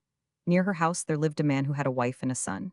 He was a tolerably well-to-do man, and all the neighbors thought very well of him. But he used to go to town every Saturday, and at night he would come home feeling very gay. I don't know what there was in town to make him feel so gay, but I know that he used to come by our house singing at the top of his voice and cutting up all sorts of shines. Well, one night when he was going back home whooping and yelling, he saw something dark in the road before him, and he rode his PG 168 horse at it full tilt. The horse seemed to have little taste for such sport, for he snorted and wanted to shy around the dark object. But the man clapped spurs to the horse and drove him right at it. The black thing ran, and the man spurred his horse after it. It ran down the road, then across an old field and back into the road again, the man pursuing it as hard as he could make his horse go. Finally, it ran into Peggy Pigeye's yard and under her house, and the man went clattering after it. Just as he pulled his horse up to keep the animal from running broadside into the house, the door opened, and Peggy Pigeye put her head out. "Oh, it's you, is it?" she cried. "And you are after me, are you? Very well." With that she clapped the door to, and the man rode on home, not feeling as lively as he had felt. Now, it happened that this man was a great hunter. He had a pack of fine dogs, and he was very fond of them. He hunted deer with them by day, and raccoons and possums by night. The first time he went hunting after riding into Peggy Pigeye's yard was at night. He didn't go very far from his house before his dogs struck PG 169A warm trail and went scurrying towards the big swamp at a great rate. A Negro, who went along to carry the light and cut the tree down, shook his head and declared the dogs were not barking to suit him. He said there was more whine than growl to the noise they were making. Anyhow, the dogs went scurrying to the big swamp, and the man and the Negro followed as fast as they could. The dogs treed right at the edge of the swamp, and when the man and the Negro got there, they were barking up a big poplar. The Negro held his torch behind him so as to shine in the raccoon's eyes, if it was a raccoon, but he could see nothing. "Cut the tree down," said the man. The Negro shook his head, but he whacked away at the poplar with his axe and cut it so that it would fall away from the swamp. The tree fell with a tremendous crash, and the dogs rushed into the top limbs, followed by the man and the Negro. But before they could wink their eyes, something tall and white walked out and cried, "You are always after me." The Negro threw down the torch and the axe, PG 170, and ran home as fast as he could. The dogs tried hard to catch the white thing, whatever it was, but as soon as they got near enough to bite it, they tucked their tails between their legs and ran howling back to their master. This happened every time the man went out to hunt raccoons and possums. The dogs would strike a warm trail not far from the house, run to the edge of the swamp and bay up a tree, and then when the tree was cut down, something tall and white would walk from the top limbs and cry out, "You are always after me." The man thought it was very queer, but he wasn't frightened. He said to himself that if he couldn't catch raccoons and possums, maybe he could catch a fox. So he called up his dogs one morning just about day, mounted his horse, and started out to catch a fox. Before they had gone 100 yards from the house, the dogs found a warm trail and began to follow it in lively style. The man spurred his horse after them and harked them on. They ran around in a wide circle, and presently something white flitted by the man, with the dogs after it in full cry. As it went by, it screamed out, "PG 171, you are always after me." Then it disappeared, and after a while the dogs came back, panting as hard as if they had run 40 miles. The man went back home and sat by the fire and studied about it, and the more he studied the worse he was troubled. He sat so long without saying anything that his little boy asked him what the matter was, but the man shook his head and said there were some things that children ought not to know. The boy was 14 years old and very small for his age, but he had plenty of sense and was very brave. He told his mother that his father was in some deep trouble and begged her to find out what it was and tell him about it. So the little boy's mother set herself to work to find out what was troubling her husband. She pressed him so hard with questions that he finally told her about his strange adventures while out hunting. The wife was so frightened that she begged her husband not to go hunting anymore, but to give up his dogs and attend to business that was not so dangerous. The man promised that he would hunt no more raccoons or possums or foxes, but he said PG 172 he needed his dogs to hunt deer. The woman told her son all that her husband had said to her, and after that the little boy made it a habit to go off in the woods and sit at the foot of a big chestnut tree and wonder what it was that ran before his father's dogs. Matters went on this way until finally one day the man said he would go out and catch a deer. He called his dogs, especially old Top, the oldest one of all. Top was a big hound and hunted nothing else but deer, and he was never known to fail to run down and catch the deer he got after. Old Top went along when he was called, but it was very plain to the little boy, who was watching, that he didn't go willingly. Anyhow, Old Top went, though he looked back at the little boy and wagged his tail knowingly more than once. Before the hunter got out of hearing, the dog struck a trail and pursued it in the direction of the big woods beyond the creek. For a long time, the little boy listened to the dogs running. Sometimes they seemed to come nearer, and then they would go farther, and finally, the sound of their trailing died away altogether. After waiting and listening for some time, PG 173, the little boy went into the woods and sat at the foot of the chestnut tree. While he was sitting there thinking, and watching the big black ants chase each other up and down the tree, he heard the bushes shake, and suddenly a little old man appeared before him. "Heyday," said the little old man, "you are too young to be thinking. Leave thoughts for old people, you should be at play." "But sometimes," replied the little boy, "children have to think too. It doesn't make my head ache to think." I see," exclaimed the little old man. "Your name is Three Wits. Three Wits, how are you? I hope you are well. You ought to have come here a little sooner. There is a famous hunt going on in these woods. It passed here a while ago, a fool on a frightened horse and 7 crazy dogs galloping after Satan's sister. Oh, it is jolly. Stay where you are, Three Wits.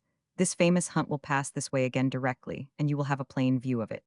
After a while the little boy heard the dogs coming, and presently he saw the strangest sight his eyes had ever beheld. Going through the PG 174 woods as swift as the wind, he saw a great white stag. On the back of the stag, and holding to its antlers, was an old woman. She was grinning horribly, and her gray hair was streaming out behind her like a ragged banner. The stag, bearing the old woman, rushed through the woods and disappeared. Then came the dogs in full cry, and after the dogs came the little boy's father, spurring his horse and yelling in the excitement of the chase.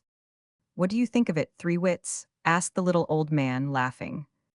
"I don't like it," replied the boy. "That man is my father." "Your father?" cried the little old man. "Oh ho, that alters the case. Well, well, let's see, let's see." The little old man took from the wallet he had on his back a thick book with a red cover. Then he sat at the foot of the chestnut tree and turned the well-thumbed leaves until he found the place he was hunting for. He closed the book, but kept his forefinger between the leaves and took the little boy's hand in his. The little old man, Three Wits and the Stag. PG 175. 16. The Three Ivory Bobbins. The little old man took the boy's hand in his, but before he could say anything, a rustling was heard in the bushes. Presently, old Top, the deerhound, made his appearance.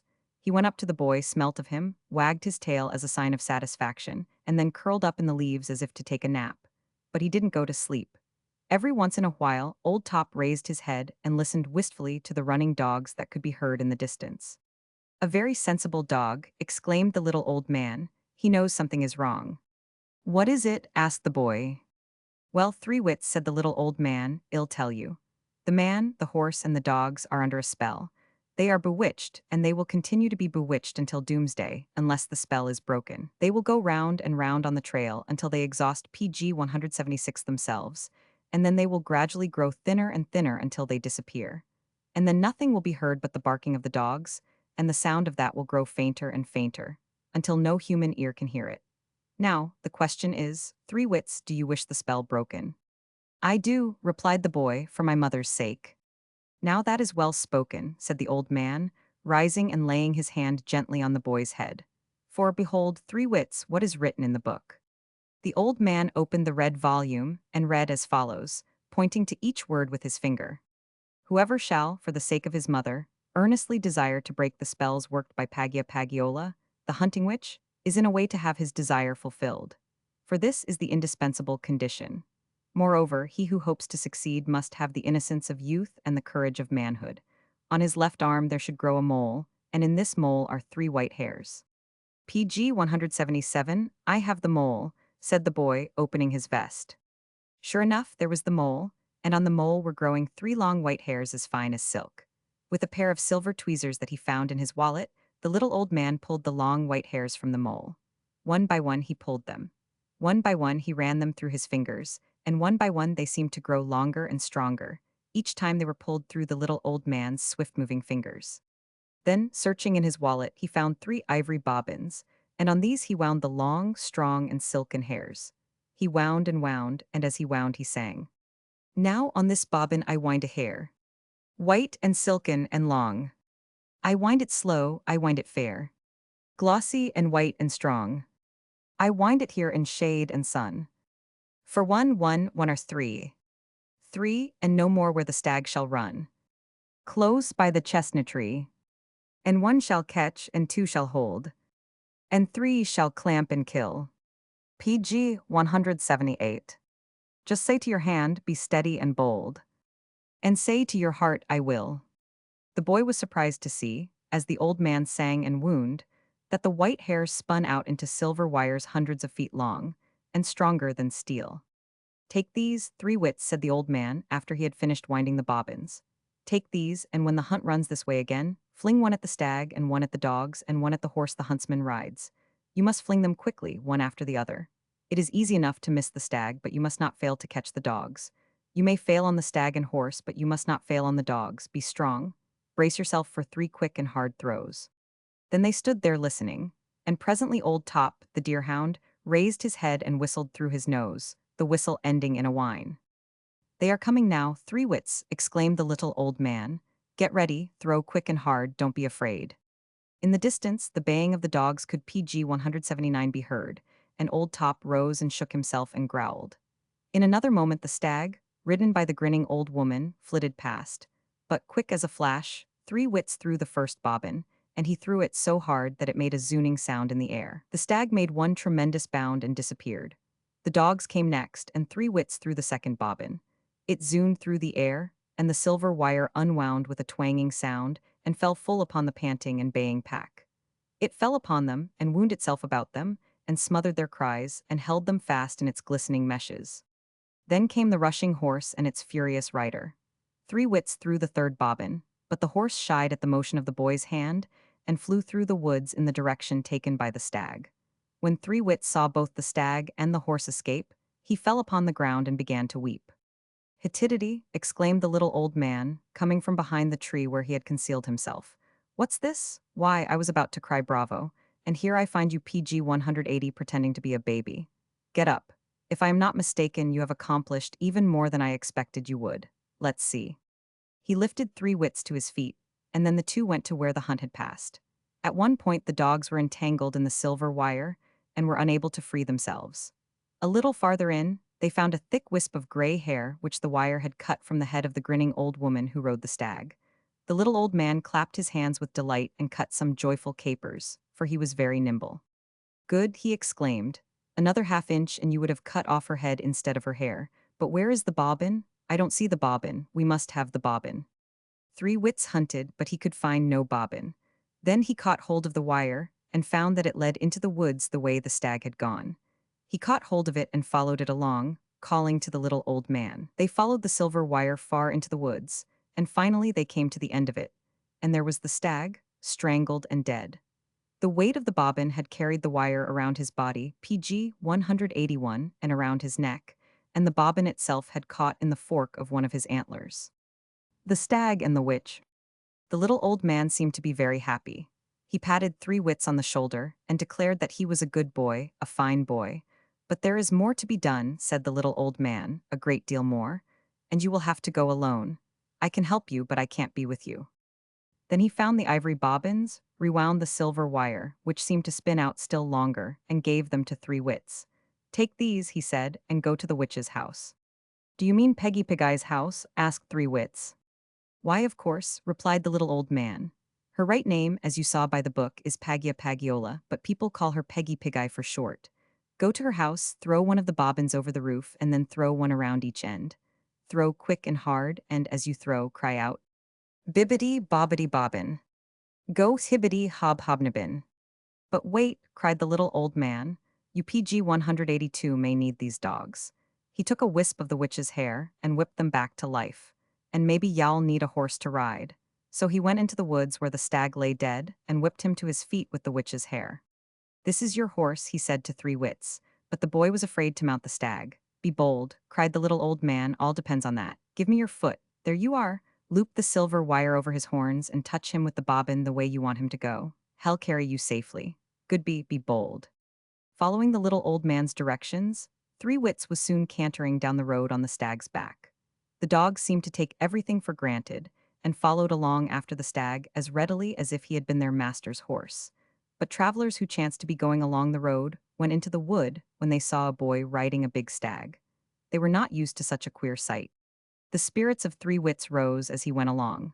Everything had turned out so happily, and the stag moved along so gracefully and easily that Three Wits felt quite like a hero. PG 183, he went ambling along the road, the people staring at him, until he came to the witch's house. Everything was quiet there. The windows and doors were closed, and the only sign of life about the place was a big black cat that sat on the water shelf. Three Wits rode the stag around the house 3 times. Then over the roof he threw a bobbin. To the right he threw another, and to the left another. The silver wire seemed to whirl until it became a tangle of wire all over the house. The big black cat made an attempt to escape, but it was caught in the wire as a fly is caught in a spider's web, and it hung helpless by the water shelf. And then a very wonderful thing happened. The silver wire seemed to become so heavy that the roof of the house couldn't bear its weight. The cabin swayed, and finally the roof fell in with a crash. Out of the dust and wreck walked the father of Three Wits, leading his horse, and, following him, came a dozen or more elegantly dressed gentlemen whom Three Wits had never seen before. They shook hands with the boy and thanked him for coming to their rescue, and each gave him a large sum of gold, so that when they PG 184 started on their way home, Three Wits found that he was very rich. As for the father, he seized Three Wits in his arms and embraced him again and again, and declared that even a king might be proud to have such a brave son. While they were talking, the little old man came out of the wood. He went straight to Three Wits, placed his hand on the boy's head, and seemed to be blessing him. Then he lifted Three Wits from the stag's back, mounted in his place, waved his hand twice, and in a twinkling had disappeared in the wood. That was the end of the witch, and this is the end of the story. Well, I think it is a very good story, said Buster John.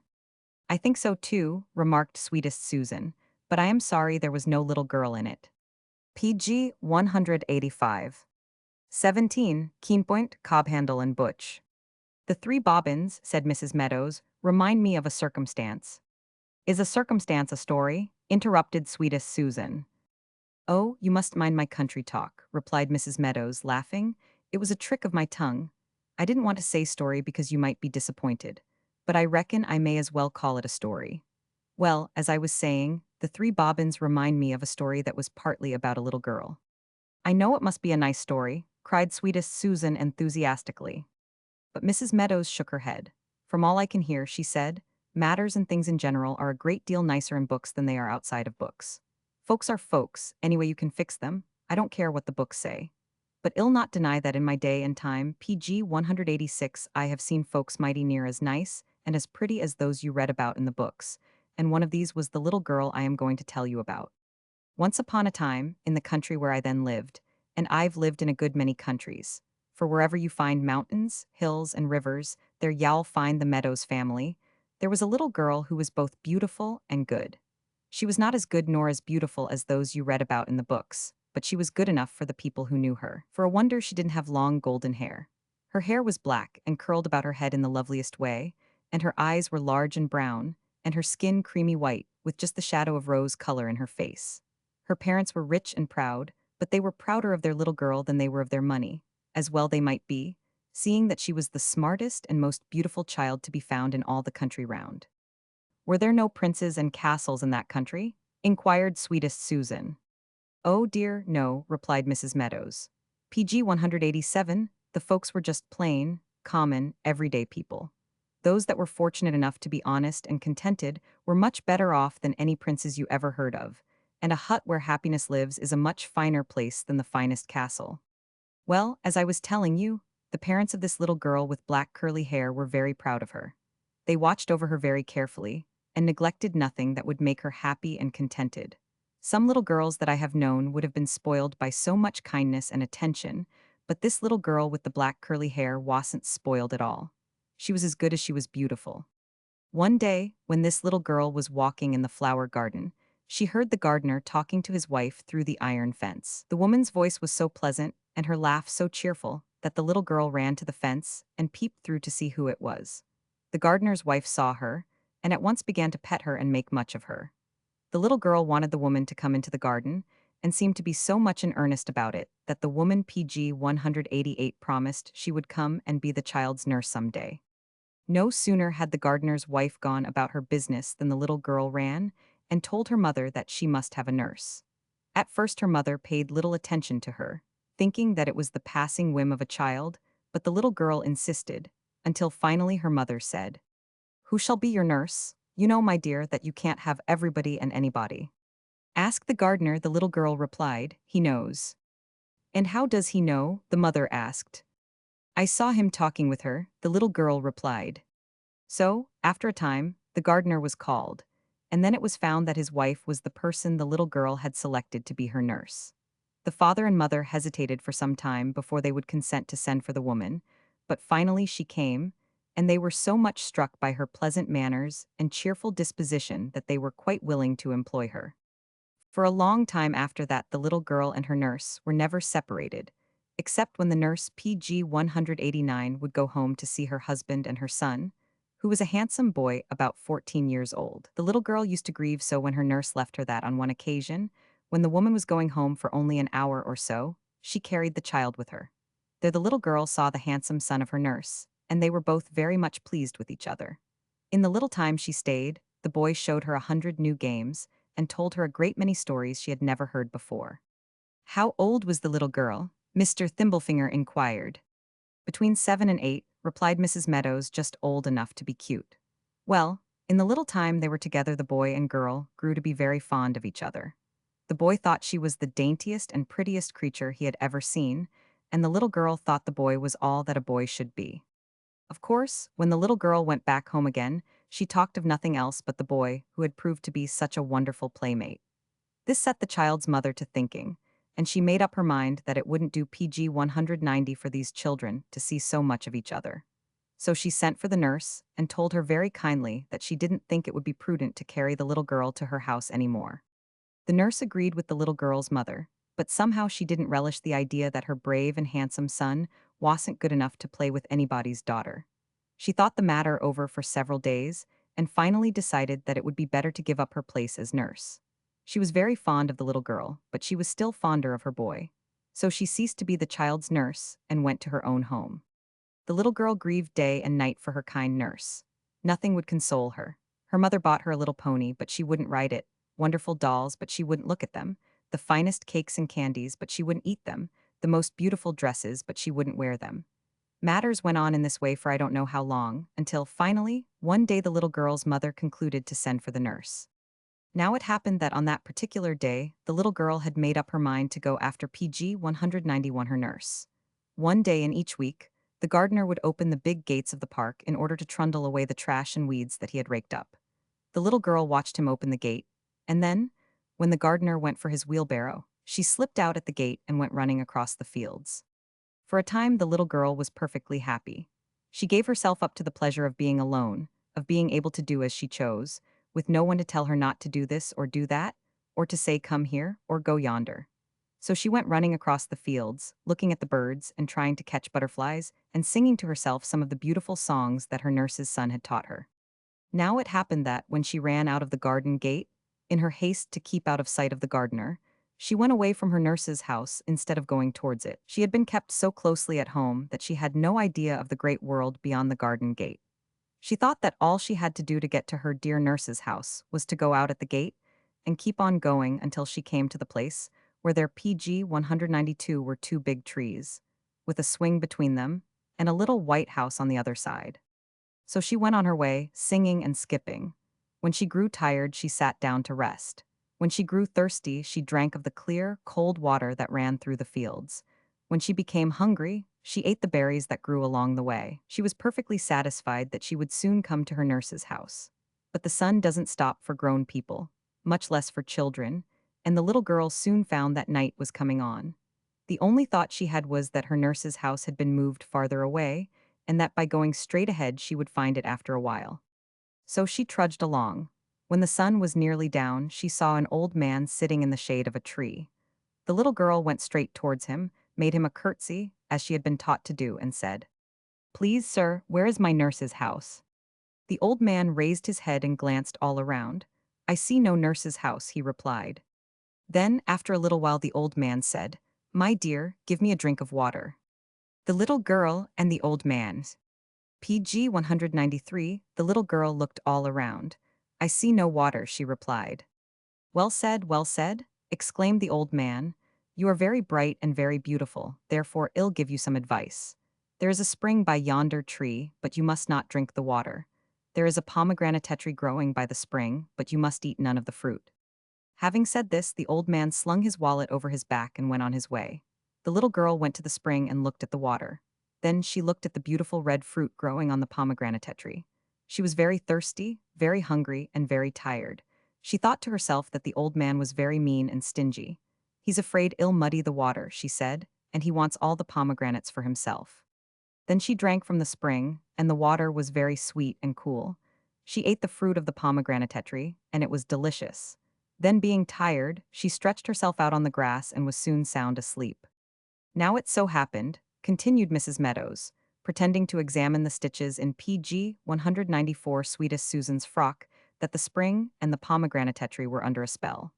They belonged to an old conjurer who lived in a cave close by. In this cave he had a large bowl of water on a shelf, and near it, growing in a box, was a little pomegranate bush. Whenever anybody drank from the spring, the water in the bowl would shake and tremble and become muddy. And whenever a pomegranate was pulled from the big bush by the spring, the little bush in the conjurer's cave would bend and wave its limbs as if a gale were blowing. All this occurred when the little girl drank from the spring and pulled and ate one of the pomegranates, and by the time she was sound asleep, the conjurer had come out of his cave and discovered her. He waited a little while, and then took the child and carried her to his cave, and it was many a long day before anybody, except the conjurer himself, saw her again. At this point, Mrs. Meadows paused. PG 195. 18. Mrs. Meadows resumes her story. The pause was occasioned by Mr. Rabbit. He had fallen into a doze while Mrs. Meadows was telling her story, and just as she came to the point where the conjurer had lifted the little girl in his arms and carried her into his cave, Mr. Rabbit had dreamed that he was falling. His chair was tilted back a little, and he made such a mighty effort to keep himself from falling in his dream that he lost his balance and went over sure enough. "I declare," he exclaimed, "I ought to be ashamed of myself to be falling heels over head this way without any reason in the world, and right before company too. Wasn't there something in your story about falling?" "Not a word," replied Mrs. Meadows firmly. Well," exclaimed Mr. Rabbit, "I'll try and keep my eyes open hereafter." The children tried their best to keep from PG 196 laughing at Mr. Rabbit's predicament, but Drusilla was finally compelled to give way to her desire, and then they all joined in, even Mr. Rabbit smiling somewhat grimly. "Let me see," said Mrs. Meadows, after a while. "The last we heard of the little girl I was telling you about, the conjurer had carried her into his cave." "Yes," answered Sweetest Susan, "and now I want to know what became of her." "Well," said Mrs. Meadows, "the shortest way to tell you that is the best way. It happened that on the very day the little girl ran away to visit her nurse, the nurse had concluded to visit the little girl. So she put on her best things and went to the little girl's home. When the woman came to the garden, she saw the gate open, and presently her husband, the gardener, came out trundling a load of weeds and trash in his wheelbarrow. She asked about the little girl. "She was playing under the trees yonder a while ago," said the man. "I haven't seen her since." The woman went into the garden and searched PG 197 among the trees and arbors, but no little girl could she find. Having come so far, she said to herself, "I'll not go back without seeing the precious little creature." So she went towards the house, searching for the child. She inquired of every servant she met where the little girl was, and finally went into the house searching for her. At last she came to the room where sat her former mistress, but the child was not there. In a very short while there was a tremendous uproar in the place. The maid-servants and the men-servants went running about through the house, through the yard, and through the garden, calling the little girl. They hunted in every hole and corner, and in every nook and cranny, but the child was not to be found. The kind-hearted nurse wept almost as bitterly as the mother. "Oh, if I had been here," she cried, "this would never have happened." The little girl's father came in just in time to hear this, and he immediately suspected that the nurse had stolen his daughter and would pretend to find her again in the hope of securing a reward. He said nothing of his suspicions, PG 198, but he determined to have the nurse closely watched. He was so firmly convinced that his suspicion was correct that he treated his daughter's disappearance somewhat lightly, and this helped to console the mother. When it became certain that the little girl was not to be found in the house or on the place, her father called one of his trusty clerks, for he was a rich and powerful merchant, and told him to disguise himself as a peddler, go to the nurse's house, and there discover, if possible, where the nurse had bestowed the child. The clerk did as he was directed, but when he arrived at the nurse's house, disguised as a peddler, he was surprised to find as much grief under that humble roof as there was at his master's house. He knocked at the door and inquired the cause of the trouble, hoping to discover that the display of grief was a mere sham. But he soon saw it was genuine. Both the woman and her handsome son were weeping bitterly over the disappearance of the little girl. "May I get a bite to eat?" asked the peddler. "That you may," exclaimed the woman. "For PG 199 we shall need nothing ourselves, until we hear some news of that precious child." Then she told the peddler about the strange disappearance of the little girl she used to nurse, and the peddler, in order to carry out his purpose, asked a great many questions. When he was told that the parents of the little girl were very rich, he laughed, and said that if they had plenty of money they could get along very well without a little girl. But this made the woman and her son so angry that they were on the point of showing the peddler the door. They were ready to dismiss him with many hard words, when they heard some one calling. The son went into the yard, and found that an old man had fallen not far from their gate, and was unable to rise. The woman went to help her son bring the old man in, and while they were gone, the peddler took his leave without so much as saying goodbye. With a good deal of trouble, the old man was brought into the house, and made comfortable, but no sooner had he been placed upon the woman's bed than he leaped to his feet and stood on the floor, laughing. "PG 200 I have fallen at a dozen doors today," he cried, "and this is the first that has been opened to me." "Well," replied the woman, "if we had known you were playing pranks on us, I don't think this door would have opened to you. We are having too much trouble ourselves to pester with other people's troubles." Then she went on to tell of the disappearance of the little girl she used to nurse. The old man tried to get in a word of consolation, now and then, but the woman talked too fast for that. But presently she had told about all she had to tell. "See how it turns out," cried the old man.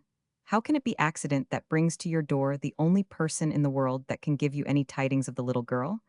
I saw a child today some miles from here who asked me to show her nurse's house." "Bless her dear little heart," exclaimed the woman. "But she was in great danger," said the old man. "She was just about to enter the domain of Rimrak." "PG 201, ah, why didn't you bring her away with you?" cried the woman. "It is not permitted," replied the old man. "I did what I could. I warned her not to drink of the waters of the spring nor to eat of the pomegranate seed. I could do no more." "Oh, what will become of the dear child?" exclaimed the woman, wringing her hands. "If she drinks of the waters of the spring," responded the old man, "or eats of the pomegranate seed, she will fall into a deep sleep. Then will come Rimrak, the conjurer, and convey her to his cave, and there she will be held captive until she forgets she is a captive, or until she has been rescued by some bold youth who loves her well enough to remember the color of her eyes." I remember," cried the woman's handsome son. "Be not too sure," replied the old man. "Sit down and think it over." "No need for that," said the boy. "Her eyes once seen can never be forgotten." "Oho!" exclaimed the old man. "Then perhaps you can tell me the color of the little girl's eyes." "PG 202 certainly," said the boy. "They are brown when she lifts them to your face and dark when she looks away from you." The old man nodded his head with a greater display of good humor than he had yet shown. "Ah, you think so," said the old man, warningly. "You think you know, but be not too sure." "Why, I can see her now," exclaimed the boy. "Where?" cried his mother. "Oh, where?" The boy fell back in his seat and covered his face with his hands. "He was speaking of his memory," said the old man. "If he can trust it, well and good." "You should have brought the child home with you," said the matter-of-fact woman. "It was not in my power," replied the old man. "She had gone too far. She had already entered the domain of Rimrak, the conjurer. All that I could do I 999. I warned her not to drink of the waters of the spring. I warned her not to eat of the seed of the pomegranate. But now that I am here, let us see what can be done." PG 203, he went to his wallet, which he had placed on the table, opened it and took from it 3 knives. One was a clasp knife with a long, slim blade, the next was a common case knife, and the third was a big butcher's knife. The case knife had once had a horn or wooden handle, but this had dropped off, and the iron that held the knife in place had been run into a corncob. The old man took these knives from his wallet, one by one, and placed them on the table. "Now listen to me," he said to the boy. "All will go well with you if you're bold, and if you really remember the color of the little girl's eyes. Here are your arms. This, taking up the clasp knife, is keen point. This, taking up the case knife, is cob handle. And this is butch. Remember their names? Keen point, cob handle, and butch. Keen point is to show you the way, cob handle is to warn you of danger, and butch is to protect you. But they will all fail, youthy will all go wrong if you do not remember the color of the little girl's eyes." The boy took keen point, cob handle, and butch, and stowed them away in a wallet, in which his mother placed a supply of food. Then PG 204 he set out on his journey with a light heart. He was not afraid, for he knew that he loved the little girl well enough to remember the color of her eyes. He went on his way till he came to the open fields where no one lived. He had been there many a time before, but now it seemed to him that he had never seen so many paths and byways. They led in all directions and crossed each other almost at every turn. He stopped and looked all around, and then he took keen point from his wallet and said, "Keen point can, keen point may. Point keen and true, and show me the way." As soon as he said this, the knife tumbled from his hand and fell to the ground, the end of the keen blade pointing towards one of the many footpaths. The boy picked it up and it tumbled from his hand again, pointing in the same direction. He picked it up the second time, and again the knife fell from his hand and pointed to the footpath. For the third time he lifted the knife from the ground, and as it fell no more, he placed it in his wallet and went on his way. PG 205 thus he continued for many hours. When he was in doubt about the way, keen point would show him. When he grew hungry, he ate the food his mother had placed in his wallet. It was late in the day when he started, and before he came to the spring and the pomegranate, the sun went down and night came on. The boy stopped under a wide-spreading tree, said his prayers, placed his wallet under his head for a pillow, and went to sleep. Bright and early the next morning he was up and going.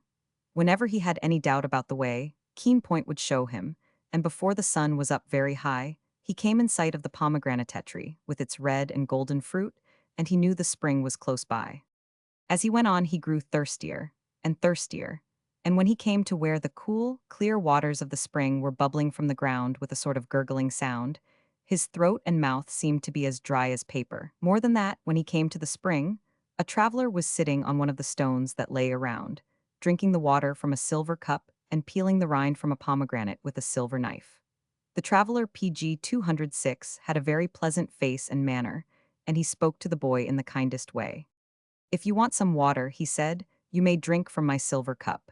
If you are hungry, you may peel a pomegranate with my silver knife." The boy thanked the traveler and said that he would eat and drink later in the day. He thought to himself that a man who could drink from a silver cup and eat with a silver knife ought to be able to travel in a carriage or on horseback, but there was no horse nor carriage in sight. "Well," said the traveler, "if you will neither eat nor drink, you can at least rest yourself." So the boy seated himself on one of the big rocks close by the spring, and the traveler began to ask him all sorts of questions. What was his name, and where did he come from, and where was he going? "What was his name?" asked sweetest Susan suddenly. "Well, I declare," exclaimed Mrs. Meadows, "haven't I told you his name?" "If you did, we didn't hear you," said Buster John. Mrs. Meadows raised her hands above her head PG 207 and let them fall helplessly in her lap. "I told you I didn't know how to tell stories," she cried. "You had fair warning. Well, well, well, and I never even told you his name." She paused and stared at the children as if she wanted them to pity her weakness. "To think that I should forget to call his name. Everybody knew it in my day and time, and they knew about his wonderful adventures. His name was Valentine, because he was born on St. Valentine's Day, and the little girl's name was Geraldine." Well, the traveler asked Valentine all sorts of questions, and tried hard to persuade him to drink some of the water and eat the pomegranate seed. "I have heard," said the traveler, "that all this country around here is ruled by a cruel conjurer, and that he has power over all except those who may chance to find this spring and this pomegranate tree in passing, and drink of the water and eat of the fruit. But Valentine shook his head. He said he would rather have milk than water any day, and as for pomegranates, he had no taste for them. PG 208, then I would advise you to go no farther, said the traveler. If you fall into the hands of the conjurer, you will never escape. I have heard of this great conjurer, replied Valentine, and I should like nothing better than to see him. He took keen point from his wallet and pretended to be playing with it, letting it fall and picking it up. The knife pointed beyond the spring and the pomegranate tree, and in a little while Valentine went on his journey. On the hill beyond the spring, he turned and looked back, but the traveler had disappeared. As there was no place where he could hide, Valentine concluded that the man he had seen was no traveler at all, but Rimrack, the conjurer. But he was not afraid. He went on his way, and after a little, came to a grove of the tallest and biggest trees he had ever seen. As he was passing through this grove, he suddenly saw two tremendous spiders running about among the trees before and behind him.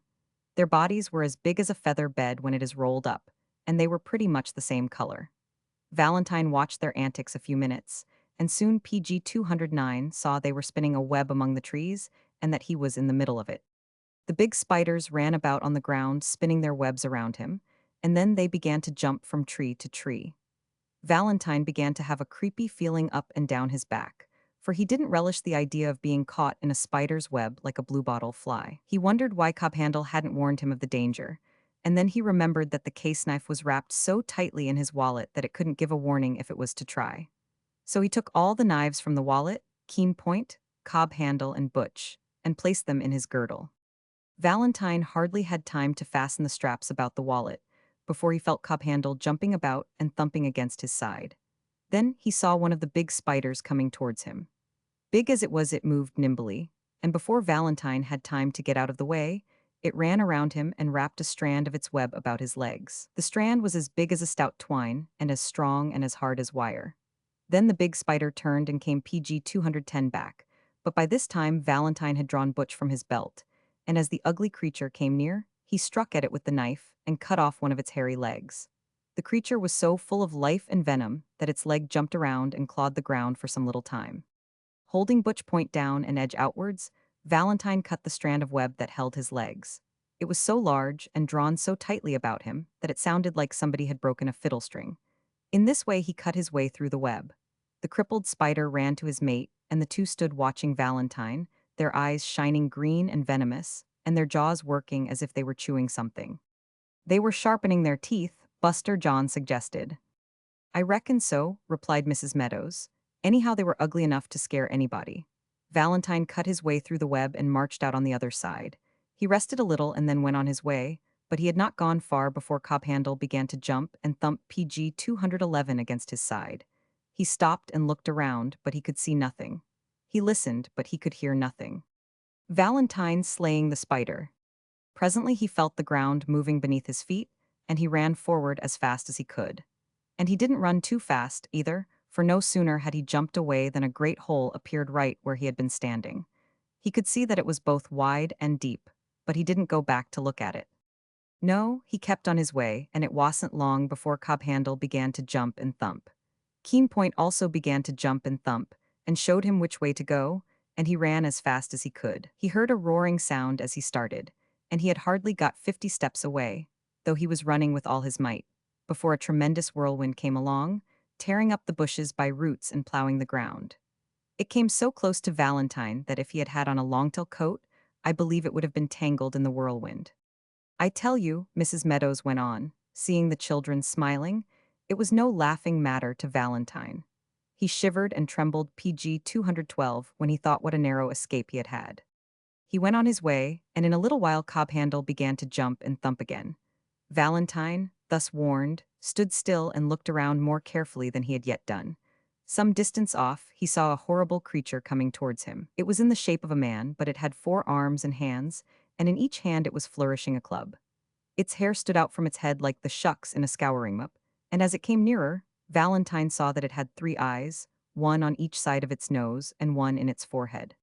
Keenpoint said, "Go straight forward," and then Butch began to jump and thump, so Valentine placed Cobhandle and Keenpoint in his girdle and took Butch in his hand. Holding the point straight before him, he went towards the misshapen creature. Its red and watery eyes were blinking and winking, and its arms were thrashing the air with the clubs at such a tremendous rate that Valentine thought his hour had surely come. But he shut his eyes and went straight at the creature. The sharp point of Butch had no PG 213 sooner touched the monster on its hairy breast than its hands dropped the clubs, and it ran howling back the way it came. Valentine followed fast enough to see the creature enter a cave, and to this, Keen Point told him he must go. As he went forward, a fierce-looking man came from the cave and stood guarding the entrance. He was covered from head to foot with silver armor, and he brandished a long, keen sword with a silver handle. But Valentine went straight forward, holding Butch in his hand. The long sword never touched him, nor did the silver armor stand in his way.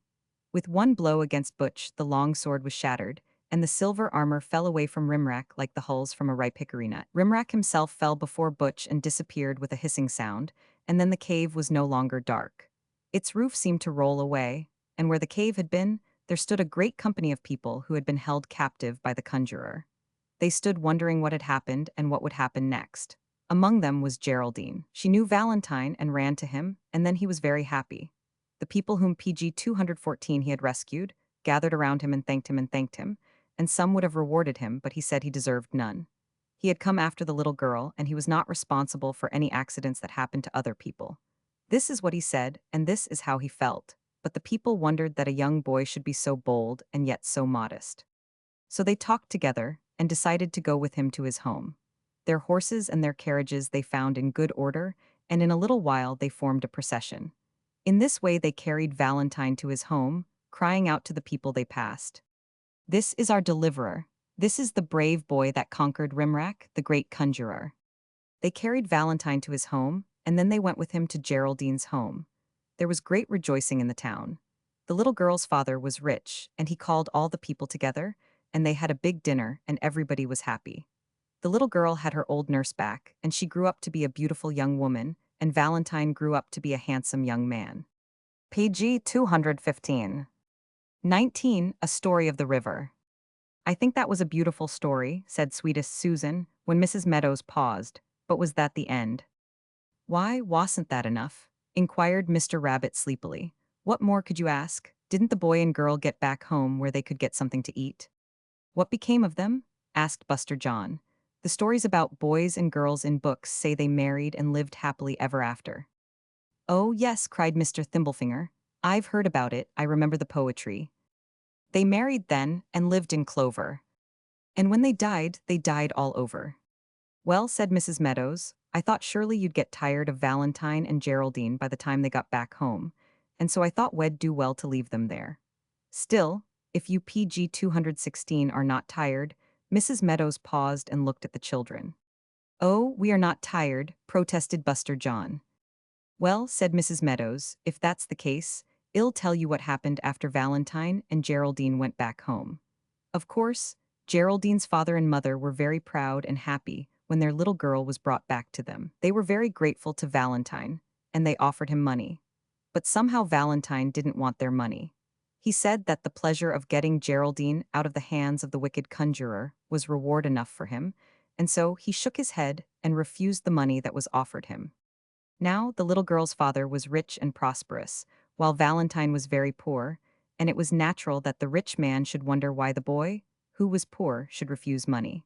Somehow, he took a dislike to Valentine. He said to himself that a boy who would refuse money as a free gift would never be prosperous. As time went on, Valentine grew to be a handsome young man, but he was still poor. He went to see Geraldine sometimes, but as she grew PG 217 older, she grew shyer. Valentine couldn't understand this, but he thought it was because she was old enough to know that she was rich and he was poor. He said to her one day, "You are not as friendly as you used to be." "Oh, yes, I am," she replied. "I shall always be friendly with you." "No," said he, "you have changed." "No more than you," was her answer. "I changed," he cried. "I love you more than I ever 999. With that, Geraldine hung her head to hide her blushes, but Valentine thought she was angry. He turned on his heel and would have gone away, but she called him back and told him not to go away angry, and then they made it up somehow. Valentine said he would speak to Geraldine's father. This he did, but the father shook his head. "You want to take her to a hut?" he cried. "Why, she might as well have stayed in the conjurer's cave. Go and get you a fortune, and then come back and maybe we'll talk the matter over." Valentine went away very sad. He never PG 218 turned his head, although Geraldine was watching him from a window, ready to wave her hand and throw him a kiss. He wandered off into the woods until he came to the bank of the river, and there he sat watching the water go by. He watched it until he almost forgot his own trouble. It went along slowly and majestically, and sometimes it seemed to come eddying back to kiss the bank at his feet. For a little while it smoothed the wrinkles in his mind. He wondered where the river came from and where it was going to. It was always coming and always going, and there was never an end to it. All day long it went by, sometimes laughing and playing in the shallows and sometimes sighing a little under the willows. Valentine watched it and listened to the pleasant sounds it made until he began to feel as if the river was something like a friend and companion. It soothed his grief and drove away his loneliness. Being alone, he began to speak his thoughts aloud. "Oh, I wish I had a friend as strong and as powerful as the river," he cried. "And why not?" he heard a voice say. The water at his feet splashed a little louder. He PG 219 looked around but saw no one. He listened but heard nothing. "I wonder who could have spoken," he said aloud. "Who but your friend, the river?" a voice replied. "Please don't mock me, whoever you are. There is no fun in misfortune," said Valentine. "None at all," responded the voice. "I am your friend the river. I will give you all the aid in my power." "How am I to know the river is talking?" Valentine asked. "By this," replied the river. At the word, a wave larger than all the rest sprang up the bank and threw its spray in Valentine's hair and face. "That is my salute," said the river. "It is a rough way, but I know no other. Now, how can I aid you?" "That is what troubles me," responded Valentine. "You are always going, you never stay." "True," said the river, "but I am always coming. Therefore I must be always returning." "But how?" Valentine asked. "Not this way," said the river, "but over PG 220 your head. When in the early morning, or in the warmer noon, or in the pleasant evenings, you see the white clouds flying westward, you may be sure that I am returning." Then the river broke into 1,000 ripples, as if smiling. But Valentine sat with a very serious face. "I do not know how you can aid me," he sighed. "I know what you wish," the river replied. "You wish riches." "Yes," said Valentine, "but not for the sake of the riches themselves." "Of course not," the river exclaimed. "Riches would be worthless if they could not command something better, and they are worse than worthless when the power they give is used for evil. I can give you riches, but not without your help. I can give you the power to obtain wealth, but I cannot give you the power to use it as it should be used." Valentine listened to the mysterious voice of the river like one in a dream. He could hardly believe his ears. "You say nothing," said the river. "You seem half asleep. But if I am to help you, you must help yourself. Walk by my side a little way. PG 221, further down you will come to a boat that has drifted against the bank."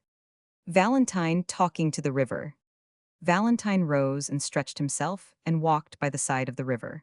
He had not gone far before he came upon a boat that had drifted into an eddy. It lay there rocking, and a long oar rested against the seat. "Jump in," said the river. "Shove the boat away from the bank and trust to me. Take the oar and pull, and I will push you along." Valentine did as he was told, and he soon found that the boat was gliding swiftly along. The trees and houses on each side seemed to be running a race to the rear, and the boats that he passed on the river seemed to be standing still. He went on for some hours, always trusting to the river. When he grew tired, he held his oar in the air and rested, but whether he rested or whether he rowed, he saw that his boat was always gliding swiftly along. Presently, in the far distance, he could see the spires and steeples of a city, and he wondered whether he would be compelled to go gliding by, or whether the river would land him there. But he was not left long in doubt. "PG 222, that is your future home," said the river. "There you will find friends, and there you will become rich and famous." "But how?" asked Valentine. "I can only tell you the beginning," replied the river. "When your boat glides to the landing place, you will see there an old gentleman richly dressed. He will ask you if you have seen his little son. He has been there every day for 2 days, and he has asked of all comers the same question." "What shall I say to him?" asked Valentine. "Tell him you have not seen his son," replied the river, "but that you feel sure you can find the boy. Tell the old gentleman that you have come a long journey and need rest, but that when you have refreshed yourself, you will go and seek his son." "But where shall I seek for the boy?" asked Valentine. "Come to me," said the river. "I will be here. I am always going, and yet I am always coming." By this time they had come to the city. "Row for the landing," said the river. "Your fortune is there." PG 223, Valentine dipped his oar in the water and rowed to the landing. He leaped from his boat, threw the chain around a stake, and looked around. Sure enough, an old gentleman, richly dressed, was walking up and down, his hands crossed behind him. When he saw Valentine, he paused and looked at him. Valentine bowed politely as he had been taught to do. "You are a comely lad," said the old gentleman. "Did you come down the river or from below?" "I came down the river," replied Valentine, touching his hat again. "I have lost my youngest son," said the old gentleman. "He is a little boy about 6 years old. He wandered from home 2 days ago, came to the river landing, and was last seen playing in a boat. I have been trying to find him. My boats have been searching in all directions, but the child cannot be found." "I think I can find him," said Valentine, "but first I must rest and refresh myself. I have come a long journey, and I am tired." The old gentleman seized him by the hand. "Come with me," he exclaimed. "You shall go PG 224 to my house. Your every want shall be supplied. If you succeed in finding my lost boy, you shall have whatever you ask for." "I shall ask for nothing," replied Valentine. "The pleasure I shall have in restoring your son to your arms will be sufficient reward for me." "Nevertheless," said the gentleman, "you shall have a more substantial reward than that." So he took Valentine home and treated him with the greatest kindness. He was served with rich food and the finest spiced wines, and fitted out with an elegant suit of clothes. Early the next morning, Valentine thanked the gentleman for his kindness. "I go now," he said, "to find your son. Watch for me near the river. I may return soon, or I may be gone long, but when I return I will bring your son." "You are young," remarked the gentleman. "You are hopeful and brave. You imagine you can succeed where others have failed. But I fear not. My lost boy has been sought by men older than you, and quite as brave, but they have not found him."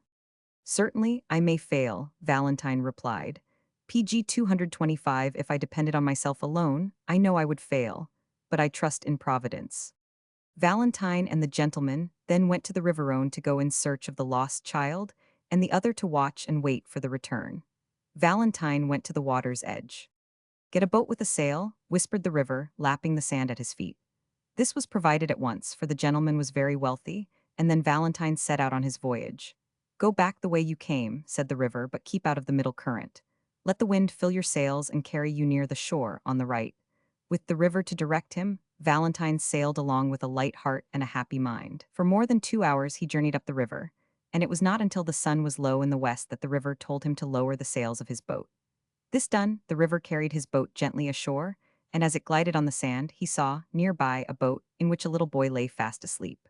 Without disturbing him, Valentine lifted the little fellow in his arms and transferred him to the new boat, in which wraps and cloaks and food had been placed. PG 226, it was easy to guess how the little boy had been lost. He had gone to play in a boat, which broke loose from its fastenings, and drifted slowly up the river in the eddies that play hide and seek near the bank. The first day the searchers searched for him, they went too far. The next day they searched too near, and so the child drifted, and was lost sure enough. He was very cold and wet when Valentine found him, but in a little while he was warmly wrapped in the cloaks that had been provided. "Take his boat in tow," said the river. "Let your sails stay down, and take the oars and row home as hard as you can."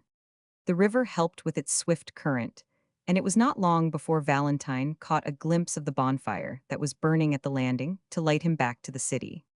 There was great rejoicing when Valentine returned with the lost child. The bells were rung, and salutes fired from the big cannon that commanded the approaches to the city.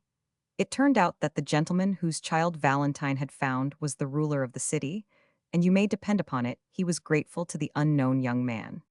PG 227. But in all large cities there are some envious people, and these soon had it whispered about that Valentine was a mere adventurer who had stolen the child and hid it so that he might rescue it again when a big reward was offered. These whispers grew thicker and thicker until at last they reached the ears of everyone. No one knew Valentine, and appearances were against him, but one day he was approached by an old man with a long white beard who asked him from whence he came. The old man was so kind and agreeable in his manner that Valentine told him the story of the rescue of Geraldine. Much to his surprise, the old man rose and embraced him. "Come with me," he cried. So saying, he carried Valentine to the marketplace, and there, in the presence of a great crowd of people, the old man said, "Behold my rescuer. Behold the brave youth who conquered Rimrak, the conjurer. This closed the mouths of the envious, and when that happens, there is not much more to tell in any story. Here Mrs. Meadows paused and looked at Mr. Rabbit, who sat fast asleep in his chair. PG 228. Did he get rich and marry Geraldine? Inquired sweetest Susan. Why, of course, replied Mrs. Meadows. Do you reckon he'd have gone through all these ups and downs if he was to marry and settle down and be happy in the end? Well, said Buster John, it was a pretty good story. I spec so, remarked Drusilla, but dey's lots too much richness in it fur me. Mrs. Meadows laughed so heartily at this that Mr. Rabbit was aroused from his nap and looked around in surprise. Did I hear somebody say supper was ready? He asked. Mrs. Meadows laughed again, but this time she glanced at the sky of Mr. Thimblefinger's queer country. It had grown perceptibly darker. Mr. Thimblefinger drew out his little watch. Mr. Rabbit closed one eye and sat as if listening for something. Well, said Mrs. Meadows with a sigh, I reckon we'll have to tell you goodby for this time, but I do hope y'all come again. I declare it has been a treat to have some new somebody to PG 229 talk to. By the time you get back home, the sun will be setting in your country, and your folks will begin to be uneasy about you. Buster John shaking hands with Mr. Rabbit. The children were not at all anxious to go. They had had a very curious experience in Mr. Thimblefinger's queer country, and they had almost forgotten that the sun in their part of the world had a habit of going down. But they said they were ready, and then they shook hands all around. When Buster John came to shake hands with Mr. Rabbit, the latter looked at the youngster a moment. Did you ever happen to know a colored man named Aaron? He asked. Uncle Aaron, exclaimed Buster John. Why, he lives on our plantation. He's the foreman. Well, said Mr. Rabbit solemnly, when you see Aaron, take his left hand in both of yours, bend his thumb back a little, and with your right thumb make this mark X with horizontal line through it. The first time he will pay no attention. Make it the second time. Then he will be ready to listen. Make it the third time. Then he will ask you what you want. Say to him that you want to learn the language of the animals. PG 230. Want he get angry? Asked Buster John. Try him, replied Mr. Rabbit with a cunning look. Now Goodby. When you get ready to come again, said Mrs. Meadows, just drop a big apple in the spring, and it'll be bound well all see it and know what it means. And when you come be sure and bring the apple. It's been a month of Sundays since I've had one. The children promised they would, and then, with Mr. Thimblefinger leading the way, they started home, which they reached without further adventure. As they stood on the brink of the spring, waving their hands to Mr. Thimblefinger, who was smiling at them from the bottom, Drusilla remarked with unction. I dunner how tea is wid you all, but I don't know mo believe we been down dar under dat water dar dandenden de man in de moon. Dat I don't. Then the youngsters heard the superbell ring, and they all ran towards the house.